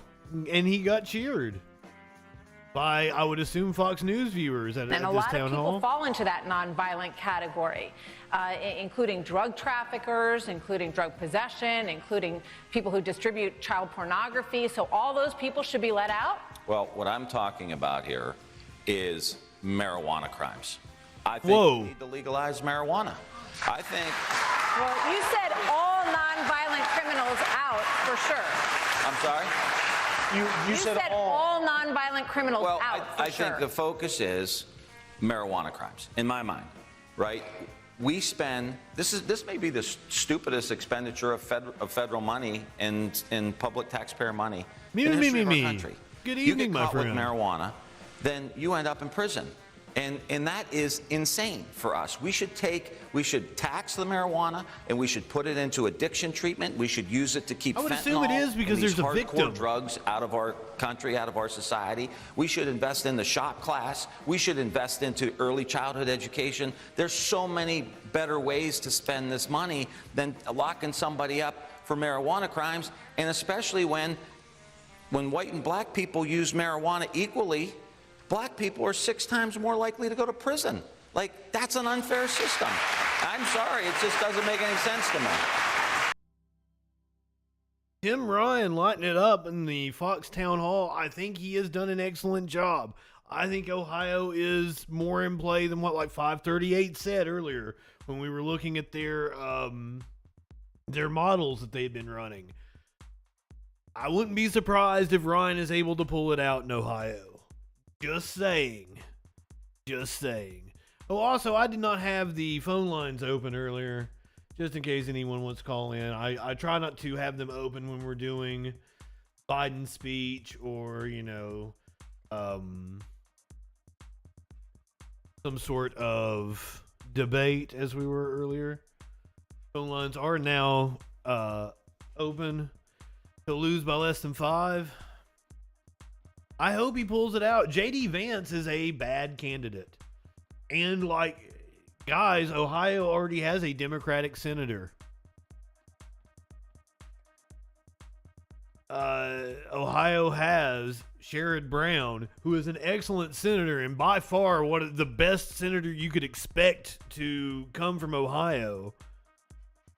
There are many people that say that, you know, Sherrod Brown wouldn't be able to win in Ohio today for the first time. Vance is objectively horrible, just like Walker is objectively horrible, just like Dr. Oz is objectively horrible, just like Ron Johnson is objectively horrible, just like Marco Rubio is objectively horrible. It would not surprise me to see Rubio lose, but that one's more of a long shot. It all depends on momentum. Ohio's real. I've been there. I've been there numerous fucking times. I was there during the 2004 election and had, like, you know, Republican operatives. That was when they were trying to get a constitutional amendment against gay marriage going in order to gin up support for Bush among evangelicals. And they were outside of the Walmart I was working in, fucking trying to get me to fucking sign their petition. Rhode Island's not real. Shut up, RB. No, I love you, my friend. Here's the weird thing about Ohio is you can be sitting at a stoplight. Unless they've changed things. I haven't been to Ohio. I take that back. I went to Ohio for a Radiohead concert like 5 years ago. But other than that, I haven't been in Ohio in like 15 years. Back last time I was there, you could be in fucking any lane. The light turns green. You can turn right. You can turn left. You can go straight.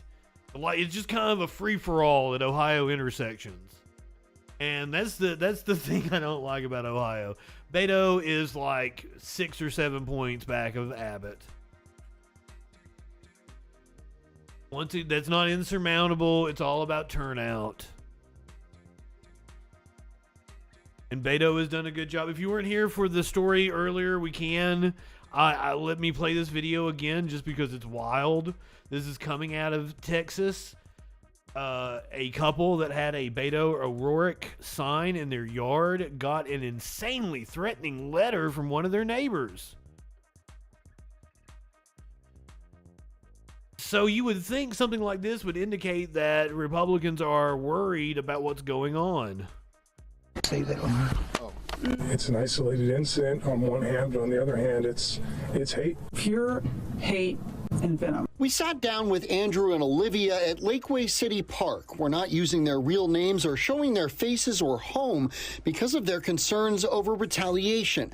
But they wanted to show us this letter sent through the mail and addressed to them personally. But once I found out that it only came to us, it was disturbing. The page-long tirade begins by saying, "Thank you for showing your support for Beto O'Rourke," which they believe is a reference to the campaign signs on their lawn. I should feel safe having that sign in my yard. The letter goes on to dub them enemies of the state of Texas and socialists. Then it takes an even darker turn, saying, "We also now know that you don't believe in the Second Amendment and don't have a gun to protect yourself and your family, so you will not be able to protect yourselves. Don't worry, a black flag or a black that flag do believe in the flag? Second Amendment and will decide if they want to help you or not if there is an Because can they issue." name 5 songs, fucking posers?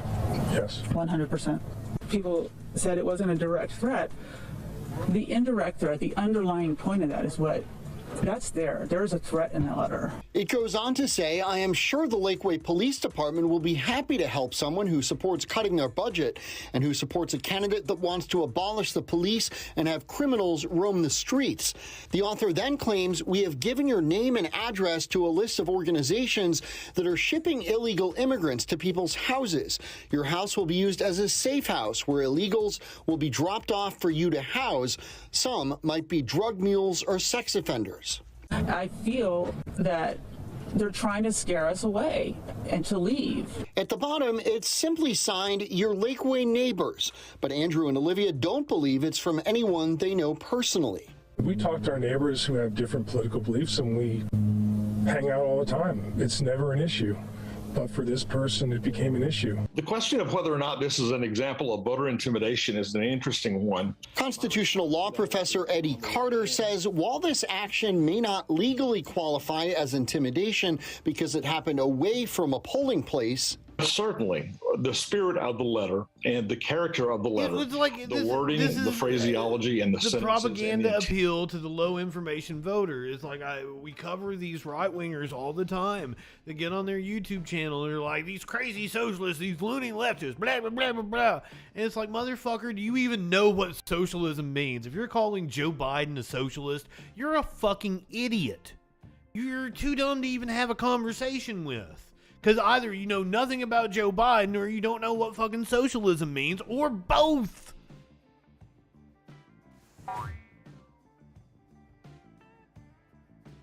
The man known as the senator from MBNA, who has been in the pocket of banks and credit card companies and Wall Street his entire fucking career, is not a socialist.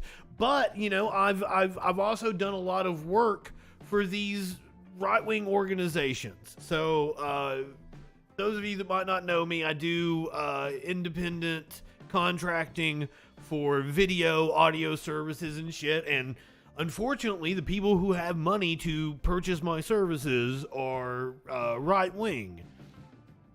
So for a while, I was working for this podcast company out of Wisconsin that was just churning out these stupid, it was about homeschooling, it was about, you know, patriotic history, it was fucking dumb shit.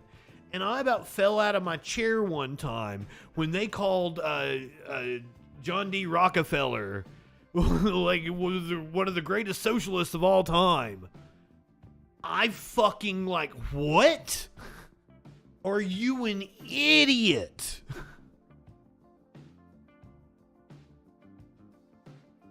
The left has gone too far with their cultural Marxism.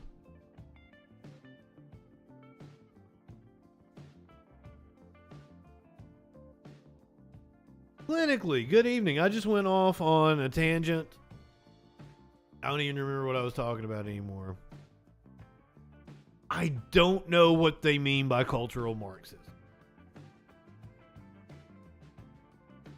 These people have this weird view of Marxism that they think it means identity politics. From what I can tell, that they think it means some sort of applying, which is nothing in Marx actually talks about like racial reparations and shit. Like, it's so crazy.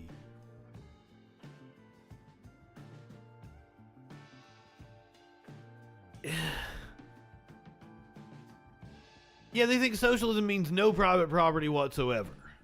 And this is just not fucking true. We're talking about the ownership of the means of production being in the hands of the people.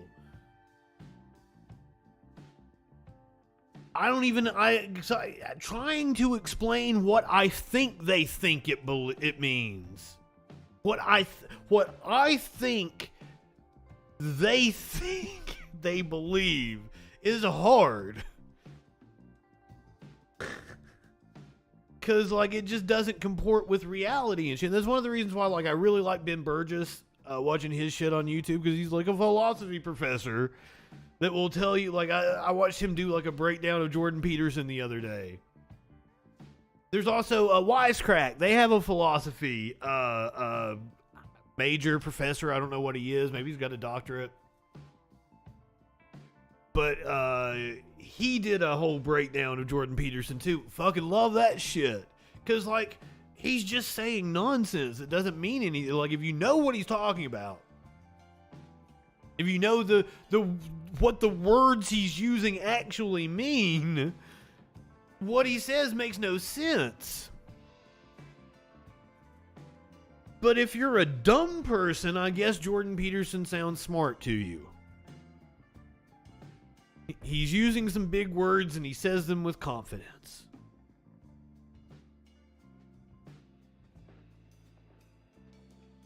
Not anywhere near his bailiwick. Word of the day, bitches.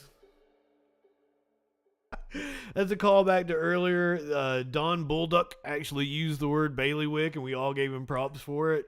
Just because it's a fun word. Just because it's a fun word. Oh, shit.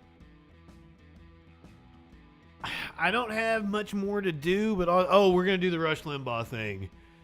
Since we're going to do the Rush Limbaugh thing, I'll have to take a commercial break. All right, for those of you on Twitch, if you're not subscribed, you should totally subscribe. You should go hit up the Patreon, and I'm going to start putting like more and more shit on the Patreon. I've been neglecting the Patreon. You get access to some old school freak shows. You get access to a whole slew of freaking newses you haven't had access before. And I need to start putting my notes back up there. I was putting my daily notes on there. I'll get back on that. So value on the Patreon. The highest tier is $5. If you really want to support me, go sign up $1 on Patreon. Sub on the Twitch. But like I don't want anybody to miss any content, so we're gonna take one of my little commercial breaks. I'm gonna hit the Twitch commercials.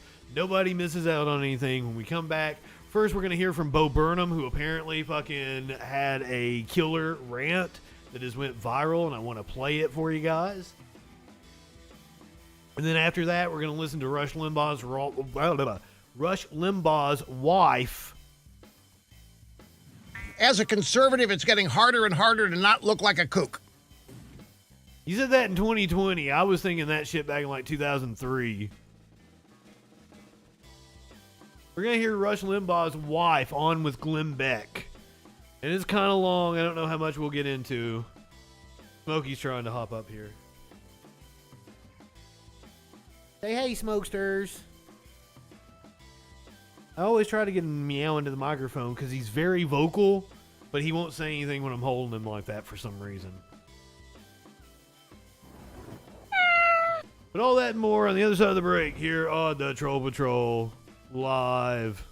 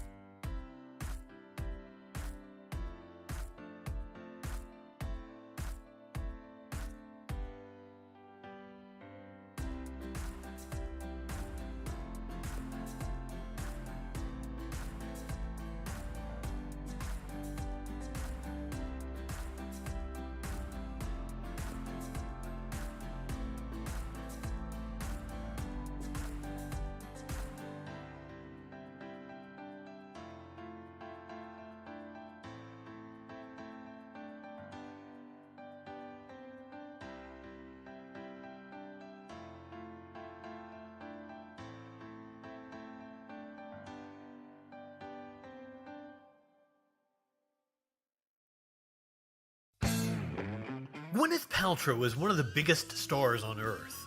An actress, a singer, an author, an entrepreneur.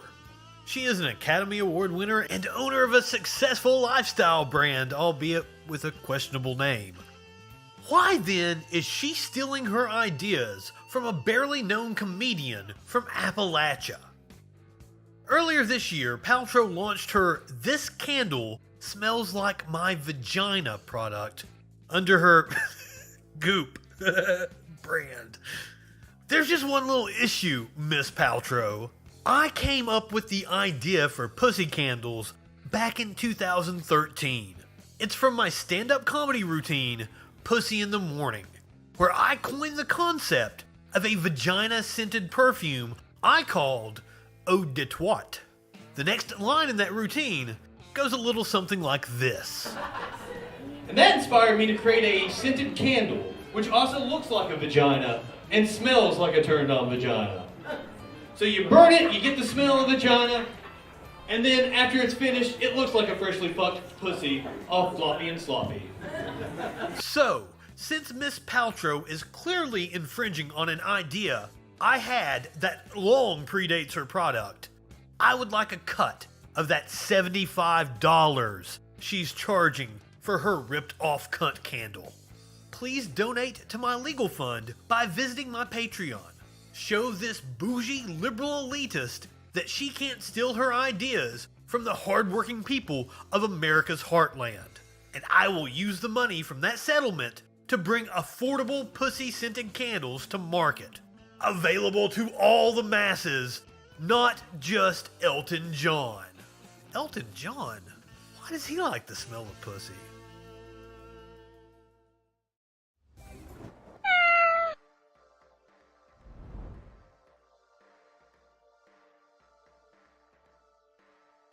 Still working out some of the kinks there. Still working out some of the kinks.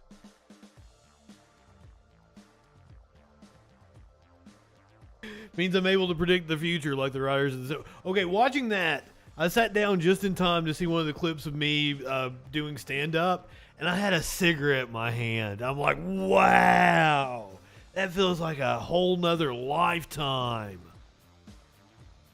I haven't been a smoker in years. It turns my stomach now. Like, I can't even be around people smoking. I hate that as a former smoker. Like, I don't want to be like, hey, can you not smoke that around me? Because back when I was a smoker, I would have been like, I don't care. I'm out here. We're out in the wide open.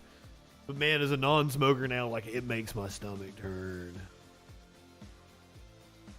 The weed. I've got weed left, but I've been saving my real weed. I've been smoking on some resin and scraps. I keep a whole this is a jar of resin I pull out of my bongs and half smoked bowls that I'll fucking clean out. So it's a weird goo, but also it'll get you high. When you know what I mean when I say non-smoker. I don't smoke tobacco products. Well, frugal, and it's I want to get off the stream and chill out and have a real bowl and shit. Whereas on the stream, my adrenaline's pumping.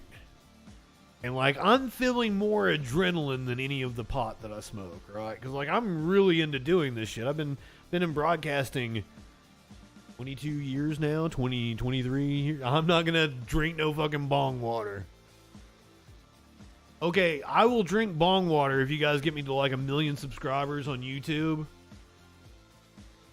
Get 1,000 patrons, I'll drink some fucking bong water. That's probably never gonna happen. Tell me something that's strange from your personal life. I owe you guys another meme. We come back from a commercial break. I owe you a meme. Let me get one of those, please, Tones. While you're telling your story, I'll find us a meme. This isn't really a meme. This is just kind of a statement, a scene from Rick and Morty, and it's true. God damn it! When did this shit become the default? Why? Okay. Tones. This is when I did the story about Oz drinking his piss. Why are you smelling your piss? Oh, Mox, do you not watch Rick and Morty? He's in a prawn universe or a shrimp universe or whatever the fuck he was supposed to be. Because there's a multiverse, right? So infinite realities, so he can jump around to different universes, different timelines, and he's in a... Don't remember the setup, but somehow his consciousness kept rebooting into a different timeline every time he got killed, and he kept getting rebooted into like fascist timelines. He's like, God damn, when did this shit become the default? Jesus, why is your piss smelling so bad that you smell it when you're like feet away from it as you're taking a piss? Well, I don't know how short you are. Perhaps you have a small torso and you're only a few inches away from your piss. Well, I'm a couple of feet, my friend. Also, it probably smells like cat piss in here most of the time, so as if I would even notice.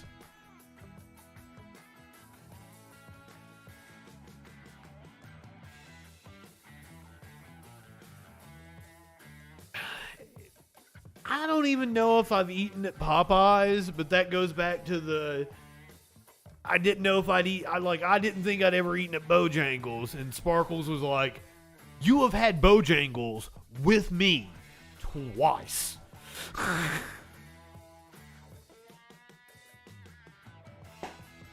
Well, I've smelled other people's pee because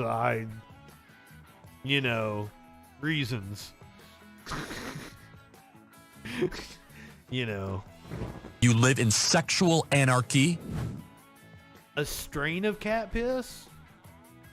I don't know what you mean, a strain of cat. It smells like cat piss in here because we have 5 litter boxes and 7 cats now. This little one makes 7. Because reasons.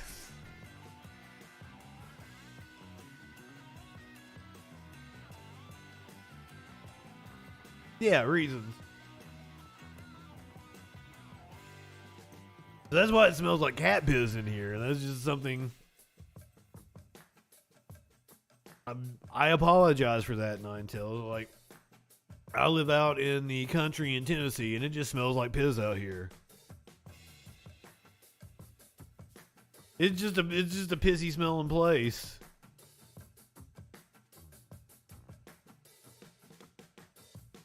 Well, don't push it, Tones. Like, you may be a little overbearing. Give her a little space.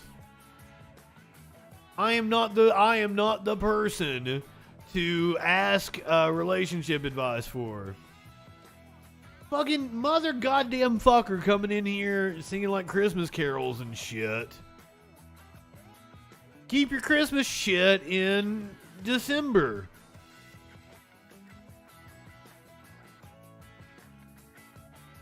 Oh, is it a type of weed? Well, damn. It's a sativa too. Super Silver Haze. Well, damn. That shit sounds good.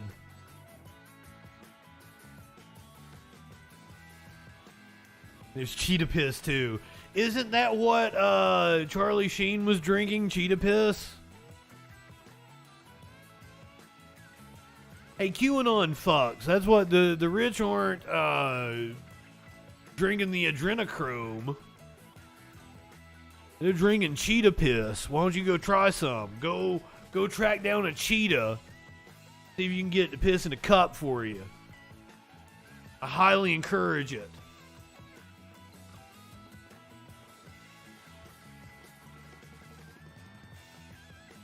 Battle Opossum, do you even know what strain you've been growing? I was on crack. Right. Well, I don't know why I hit that one. Are you just growing random seeds you had? Oh, green crack. I did crack a few times. I didn't like it. I've done crack. Too many people around me have offered me crack. I need to be around better people. Oh, they all went male. I need to be around better people, apparently. Green crack is a great strain, apparently.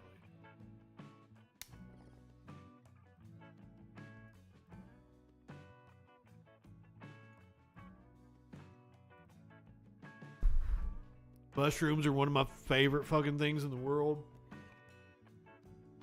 I once knew this guy. He grew mushrooms for like chefs and shit. Right? Like he was growing the high dollar mushrooms, but he also knew how to grow some fucking magic mushrooms, and those motherfuckers were the best they were better than any acid I've had. I've had a lot of acid, I've had a lot of mushrooms. Those mushrooms were better than all the acid I've ever had. They were fan-fucking-tastic. I did them with a friend who was an old head. Like would go around to Grateful Dead concerts, was totally an old head. He was about 10, 15 years older than me. She said they were the best mushrooms she'd ever had. Better than any acid she had ever had.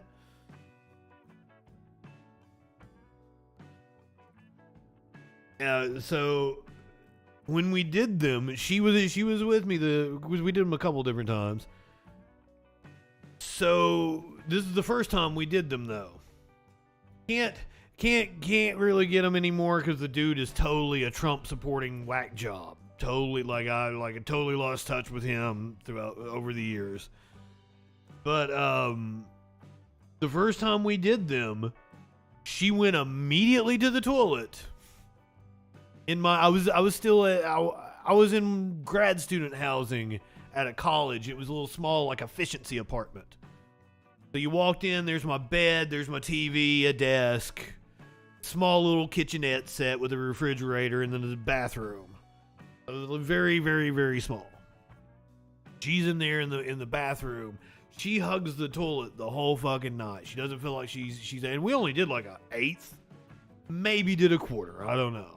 Probably a quarter, I guess, if she got that sick.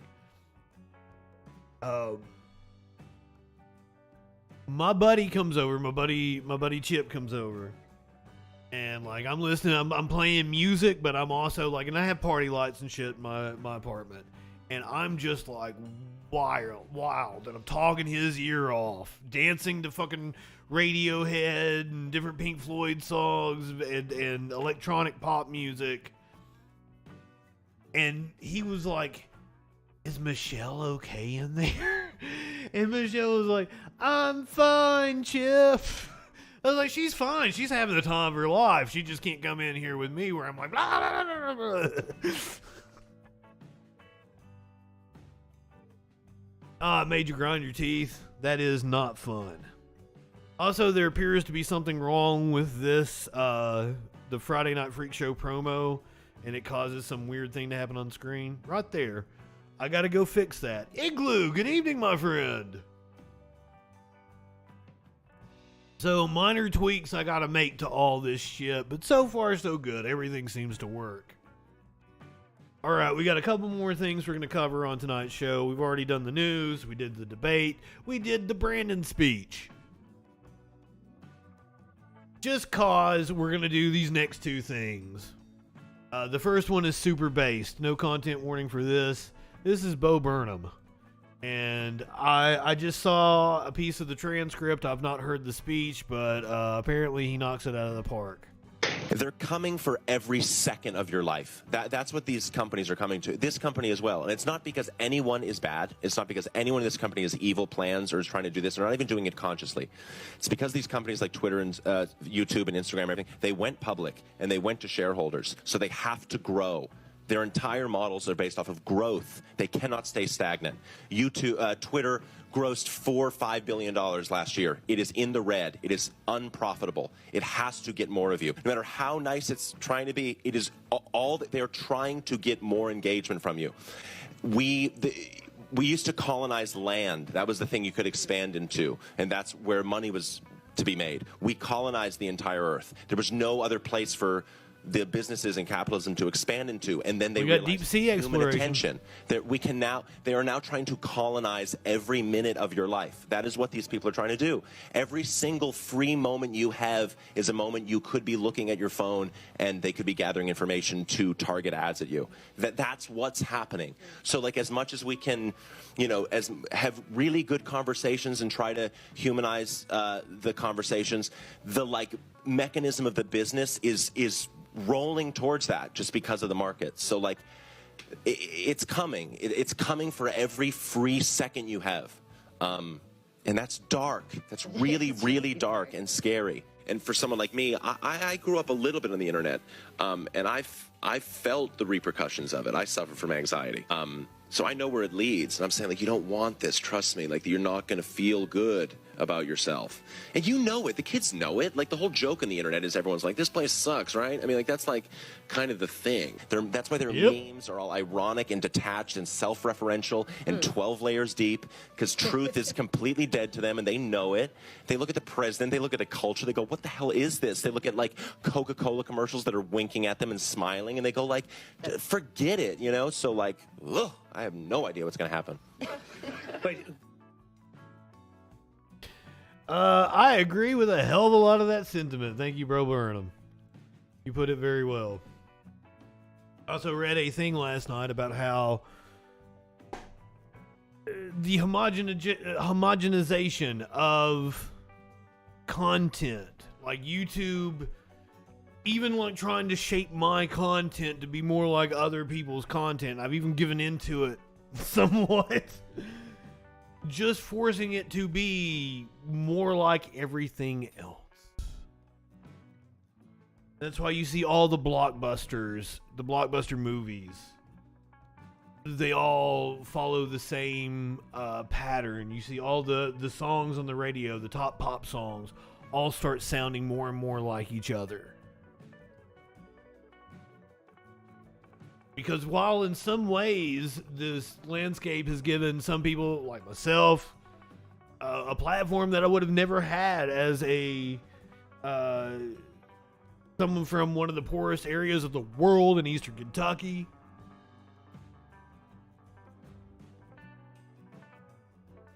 The fucking MMOs and video games. The homogenization of video games. The Ubisoft style of just cramming as much content as you can, fetch quests and shit. It became so pervasive. Everybody was tired of it. But that's still what sells games. It's what sells movies. It's what sells music. It sucks. That's why Drake is popular. Oh, god damn. We don't have originals anymore. We don't have the OGs. Trailblazers like Rush fucking Limbaugh. Rest in piss, motherfucker. So this is and greetings to you, the Glenn Beck program. And music lovers all across the bountiful and optimistic fruited plain. It's the Rush Limbaugh program here on the Excellence in Broadcasting Network. And greetings to you, thrill seekers, conversationalists. Catherine Adams Limbaugh. Let me just explain who she is. She was born... Please tell me which of Rush's wives she is. Which order did she come in? In Massachusetts, she is a direct descendant from the Mayflower, direct lineage to John and John Quincy Adams. Catherine has traveled to and lived in over 40 countries on 5 continents, originally due to her mother's career as an American diplomat and her father's international business career following graduation from the Naval Academy. Throughout her youth, Catherine gained vast, well-rounded experiences, routinely representing the United States abroad, liaisoning with heads of state, ambassadors, and high-ranking military officers, while also witnessing human suffering firsthand, including extreme poverty and disease. Early on, Catherine made it a lifelong mission to help others in times of crisis, encourage people to reach their highest potential. At 15, she taught English as a volunteer while living in a remote country in West Africa. She translated for American military doctors who would set up field hospitals on missions and raise funds for underprivileged. I'm going to go ahead and run the ad break. We'll see if he's done introducing her by the time it's finished. Children, leading to a national recognition as Foreign Service Teen of the Year. But which wife was also she? the co-author of the #1 New York Times best-selling Adventures of Rush Revere, American History Book series. She also has been a major player and led major productions, part of significant charitable efforts, including Nelson Mandela Invitational in South Africa, the Stand Up for Betsy Ross campaign with her husband, which raised over $5 million for families of first responders. And, of course, she has donated, along with her Family Now Foundation, millions.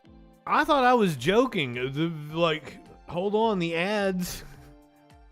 2 minutes remaining. Millions of dollars affected by cancer, illness, and hardship. She was the one who told us on February 17th, 2021, that her husband had passed away. She also said that his legacy would continue, and she is doing that in a couple of ways. She is presenting the first ever American Patriot Scholarship in honor of Rush, and she's supporting American military heroes, police, first responders, and Gold Star families through their foundation. She is also... you just got an 8-second one, probably because I just ran an ad. Sorry, Rush's brother, David, have put together a book, Radio's Greatest of All Time. Catherine, welcome. Hello, Glenn. Goodness, what an introduction. That certainly wasn't from the New York Times, I don't believe. No. I'm gonna have to find out which wife she is. I believe they have a different version. You know, I was reading your bio, and I thought this is hard to say, strange to say, but truly an equal to Rush. As far as accomplishments. This is his last wife. Thank you so much. Thank you so much. I don't know if I can agree in full, but thank you. I truly appreciate it very, very much. So the name Greatest of All, Radio's Greatest of All Time. Is it true that that's what it says on his death certificate? As he is certainly not radio's greatest of all time. As someone who has been in radio his entire career, I take that as a fucking insult. Fuck no, he's not the greatest of all time. I would have to think on it. I would definitely put Wolfman Jack, Casey Kasem, far above Rush Limbaugh. I'd have to think on some old school radio personalities and really put it into perspective. There is no way that Rush Limbaugh is the greatest radio personality of all time. You can go fuck all the way off. Yes, we have to be on brand at all times. Yeah. Very important. Very important. Straight from start to finish. But yes, it does. Another thing that we wanted to do in a way to tweak the media as a final. Al Franken was a better radio host than Rush Limbaugh. Loved. Oh my God. Someone put that through. Ironically. Yeah, that is so. It is an insult to all of us in the radio business. Fuck off, woman. So fantastic. Under occupation, radio's greatest of all time. I was there in the Capitol the night he got the president. Oh fuck! I'll put Howard above Rush Limbaugh. Hands down, Howard Stern above Rush Limbaugh. Opie and Anthony. I'll put Opie and Anthony. I was a fan above Rush Limbaugh. Fuck you, Glenn Beck. Potential Freedom Award. And he always struck me. I mean, he was bombastic on the air, on Loan from God, but he always Crossfire X. A very humble person in real life, and I could see that really deeply moved him that night. He really was. He was incredibly brilliant, incredibly kind. Paul Harvey, a better radio personality radio, of course, than Rush Limbaugh. He was truly gifted, but I believe one of his attributes that we all love the most was he was so humble. He had the biggest heart. He wasn't humble at all. He called his own production company the Excellence in Broadcasting Radio Network. Dr. Demento was better than Rush Limbaugh. Thank you, Merkin. He had a golden fucking microphone. The motherfucker was no. I've gotta show you guys this shit. She has the audacity to call him fucking humble. My God. Named his own production company, the Excellence in Broadcasting Radio Network. Let me just pull up the instead of saving a picture. That's his golden microphone, EIB. That was his production company. And it's not like that was after he had earned it. Here he is like a young man on the EIB radio network with his golden fucking microphone. The furthest fucking thing from humble, ma'am. Sincere. He never forgot the little guy. He never became too big. And he never thought of himself as Rush Limbaugh. The name Rush Limbaugh. Yeah. He did on the radio, but not in real life, so to speak. He always tried to have a better show the next day. He never thought that he accomplished the peaks that he did. He always was working so incredibly hard. And I want to know what he accomplished. What great moment. What great moment of the Rush Limbaugh show is seared into the zeitgeist of popular culture that you can refer to. He was the butt of fucking jokes. Anytime anyone wanted to mock a stupid blowhard right-winger, they used a Rush Limbaugh-style character. Very surprised by it. We were actually in Boston. Don Imus was a better radio personality than Rush Limbaugh. Thought that was basically it, that the secret was out and now he could go about his medical mission, so to speak. And so we left for Boston right after that announcement that day, and there was a call from the president. Kid Craddock, he was supposed to be going into surgery, was a better fucking radio personality than Limbaugh. We thought, oh. Yeah. Well, we don't quite. And he even stole the symbol from Bugatti. I didn't even know that. Absolutely, that looks exactly like the EIB symbol. Yeah. The mindset, but he was so incredibly touched, so honored, so thrilled. It meant everything to him, literally. Did he know that was coming? Was it told to him in the White Remediate House, his image. Was that great the word moment that we all saw? Was that the moment he knew? That was the moment that he knew is going to be presented to him there. He didn't know. No, that's wrong. We know that's false. We know he knew he was getting the Presidential Medal of Freedom, and that was 100% staged. We know that for a fact. She is even lying. She is even lying to Glenn Beck's audience, straight to their ears. When we flew up, he didn't know when the president was calling that morning. He only knew earlier in the White House when we spoke with President Trump and their immediate family, who were deeply appreciative too, of course. But that moment, he didn't know that it was going to be awarded then and there. So everything came rapid fire, and his emotions were... Maybe I was a little too quick. So she is saying that he knew beforehand, but he didn't know that Trump was going to do it at that time. Fair enough. So sincere. He was actually not feeling well at all that evening. He was going into a pretty significant surgery the next day. So just being there was... Night, Fuzzy Face. Thank you for being here. ...to be there. But having that awarded to him where it was, in the forum that it was... Yeah, the rest of the show is bullshit. Everything. You're not going to miss any news. He was just a young boy from Maybe Missouri, a kitten. as he often said. He wanted to be on the radio from the time he was 8. And I fucking hate this ass shot at Glenn Beck here we've got. What the fuck is up with this? Medal of Freedom in that forum. His... I think Rush was... he felt the same way I feel about my audience. And not every host feels this way. They're like family. And because you get to know each other. While we're at a since you guys are leaving, you're not going to get it later? We don't really get to know the listener. Go ahead, light one up, tip one back. It's all right to have a little fun before you hit the sack. we kind of know, because if they've been with us for a long time, we know that they're self-selecting, so they're kind of like us, Yes. How hard was it, and how long did he have to hide this from people that he was so sick? It was really a surprise to him. He really didn't have symptoms like other people may, so he didn't find out until late January, and he announced this in early February.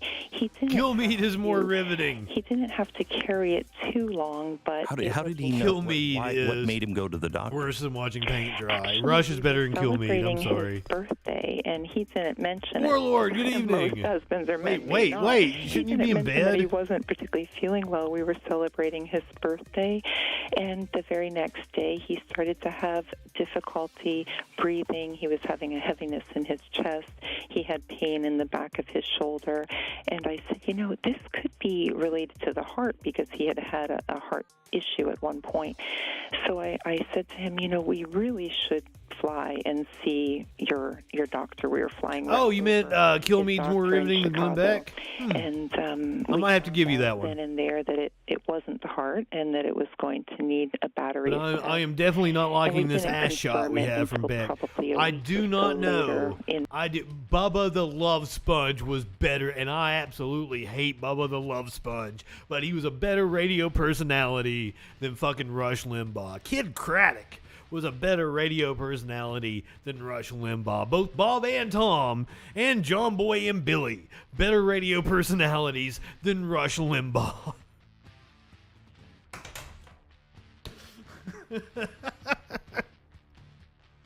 I could go on and on. Amos and Andy were better radio personalities than Rush Limbaugh. Orson Welles, hands down, was a better radio personality than Rush Limbaugh. The reverse thread. Good evening.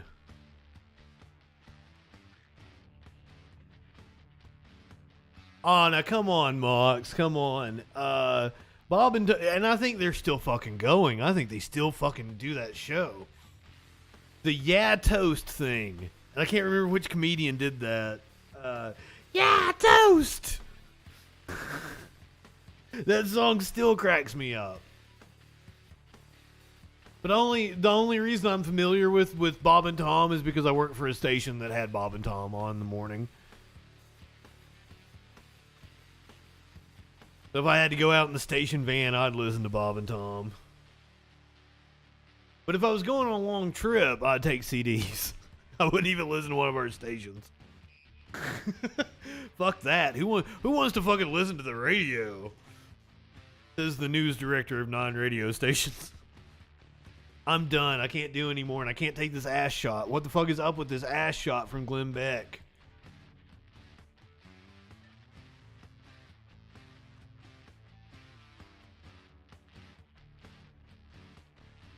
We made it 10 minutes in, and 5 minutes of that was Glenn Beck's introduction for Catherine Limbaugh.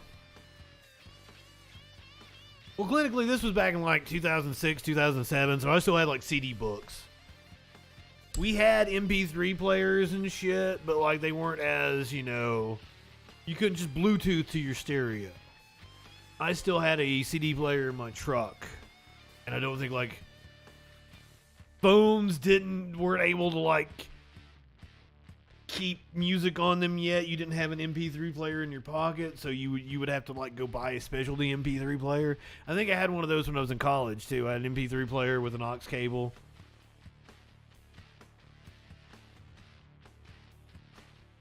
I totally control my music. I'm a music snob, and also I fucking hate radio songs. The first one of the first MP3 players that we had, fucking 56 megabytes or some shit on it. I remember my buddy had one. He had an aux cable for his first car. This was back I was downloading shit off of Napster. I mean, it may have held 5 fucking songs on it. May have held 5 fucking songs, if that. And I remember he had a remix of Outkast Rosa Parks with the Sanford and Son theme. And he was riding it around in this old Chrysler that it was a convertible, and we would listen to the fucking Outcast with the Sanford and Son theme remixed in the fucking convertible. That was like, maybe not high school. That might have been like 18 or 19.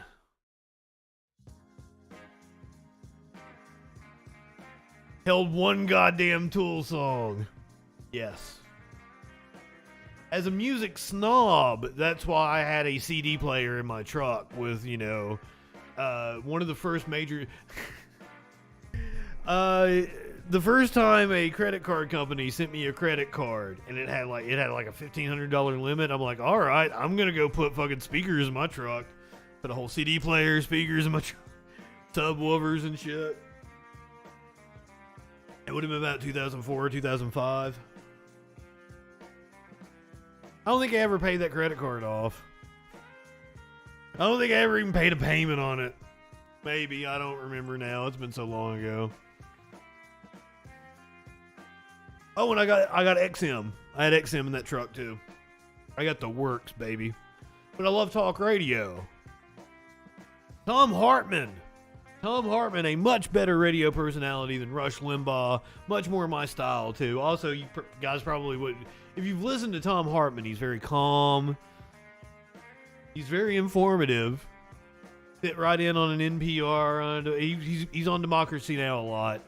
If you don't know him from his radio show, you probably know him from Democracy Now! Fucking Tom's still going. I usually put him on... I've read several of Hartman's books, including The Last Hours of Ancient Sunlight. I read fucking Threshold. It was about Maslow's thresholds and how we were... I fucking love Tom Hartman. Is he a Russian shill now? Don't hit me with that reverse thread. I haven't heard anything. Because, like, I still pop on... usually it's... I put Tom Hartman on when I'm, like, laying down and going to sleep. I listen to Sam Cedar debate libertarians when I want to get riled up.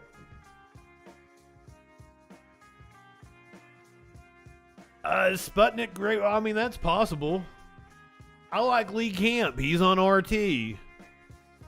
I don't think he's a Russian shill just because he's on RT.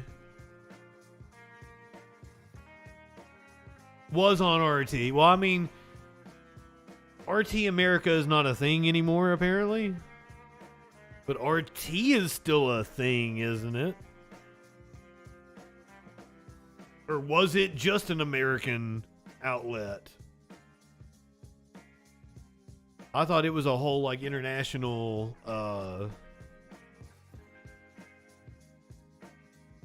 organization. But also, I don't know what's up with fucking Lee Camp. I haven't, because I would follow him on Twitter, but I keep getting banned on Twitter. I need to go back and follow him. Always really liked the dude. But maybe he could be in the Brianna Joy Gray kind of category now, for all I know.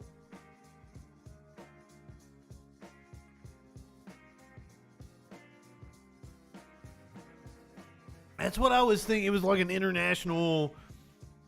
It's... Russia's propaganda arm for Western, like it's trying to be like Al Jazeera, I would assume. And have multiple bureaus, but like there is no RT America because of the sanctions over Ukraine. Which I feel sorry for several personalities that I assume got the shaft on that, such as Lee Camp. Has he? I need to catch up on that. I need to go follow him on YouTube thing, because I always really enjoyed him. Brianna Joy Gray has completely turned me off now. I am totally like... The dude she interviewed the other day was like, I can't believe this interviewer did this to me on Twitter. And I was like, well, her podcast is called Bad Faith, so kind of what did you expect? But I used to really like her, and I don't know what the fuck happened to her. He was not happy at all. Oh, and Tom Hartman left RT? I didn't even know he was on RT. I knew he made appearances on like Democracy Now! And shit. David fucking Feldman. Oh shit. I will definitely listen to Lee Camp on David Feldman. I bet that is fucking excellent. Thank you, Merkin. Oh, fucking, I love Feldman's shtick. I don't get the... I don't get the... Tom Hartman is usually like spot the fuck on. Oh yeah, does it like... Well, I'm sure it was just the Tom Hartman show was being like farmed out to RT, right? Because like there's different sections of it. There's a podcast version, and then like his show airs in different places. Because he's a syndicated radio host. Ron and Fez were both better radio personalities than Rush Limbaugh.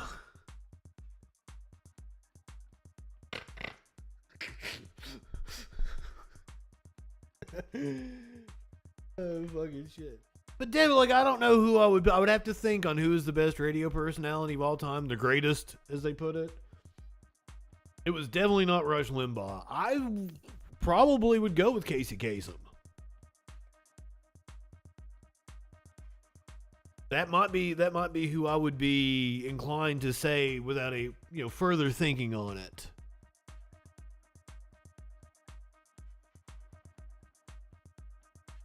Maddox. Oh my God, that's a name I haven't heard. That's a name. Fucking Jason Ellis. Oh, Maddow.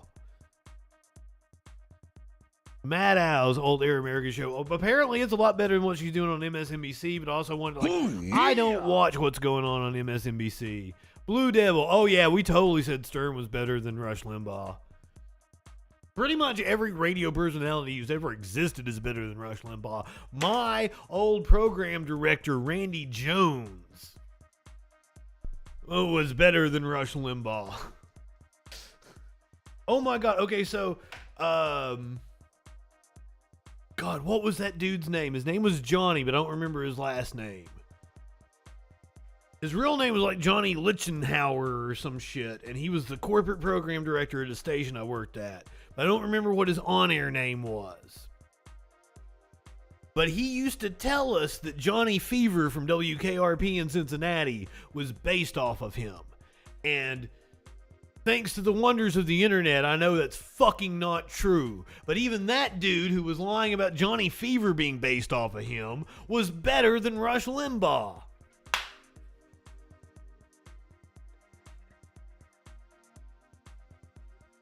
Oh shit. Yes, well, in terms of influence, Rush Limbaugh was highly influential, and in terms of the modern Republican Party and the modern conservative movement, I'm not familiar with Jeff and Flash, but I'm almost positive they're better than Rush Limbaugh.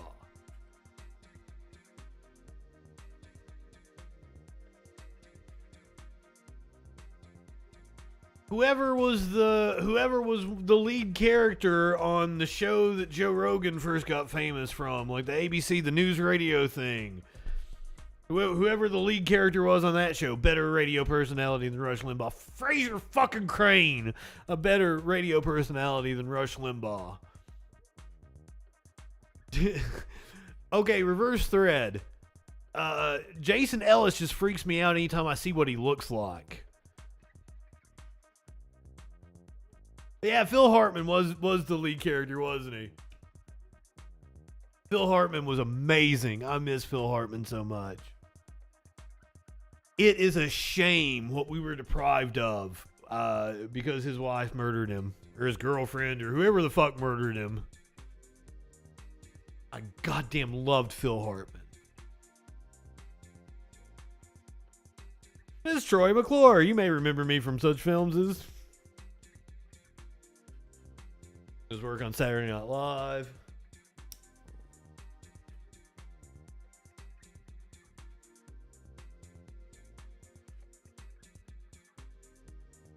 He might have died naturally by now, but my God, we were deprived of a good 15, 20 years. Chonky tattoo Jason Statham. That sounds wild. Oh, that's what you're describing, Jason Ellis, yeah.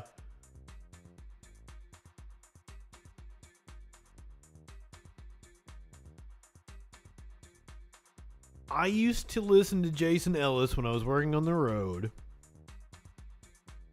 And he had some bit where he made some dude suck a dildo, and he had a gag reflex, and he couldn't actually, like, he was trying to make him suck it for like 30 seconds or some shit.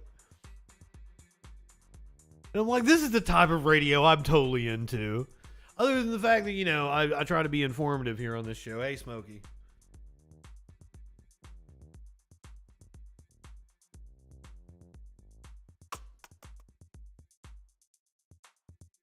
Oh, the microphone couldn't pick that up. Talk to him some more. Okay, he wants down. Ow! Tones, I appreciate you trying to give out the gift subs. I don't know what's wrong with your credit card. I can't answer those questions. I don't know if Twitch has some kind of limit. I appreciate the effort though.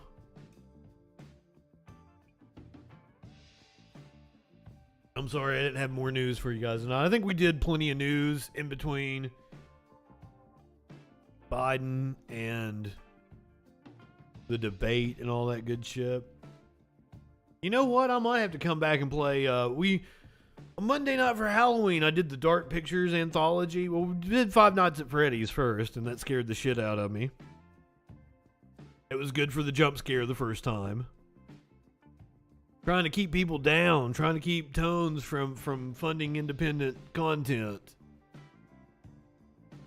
I may have to come back and, because I really got into that Dark Pictures anthology, The Little Hope, with the Don Cheadle dude in the bar. Really enjoyed that game. I want to see where that goes. Was the little girl a vampire? Was she a witch? They were alluding to like fucking witches in Salem and shit. But also, like, there were, like, bite marks on people's necks. And then the fog. There was fog that caused people, like, if you walked in one direction, it would send you back the other direction. So I don't know what the fuck was going on with that game, and I'd kind of like to find out. And the professor was a dick. Might come back on and play some Dark Pictures later.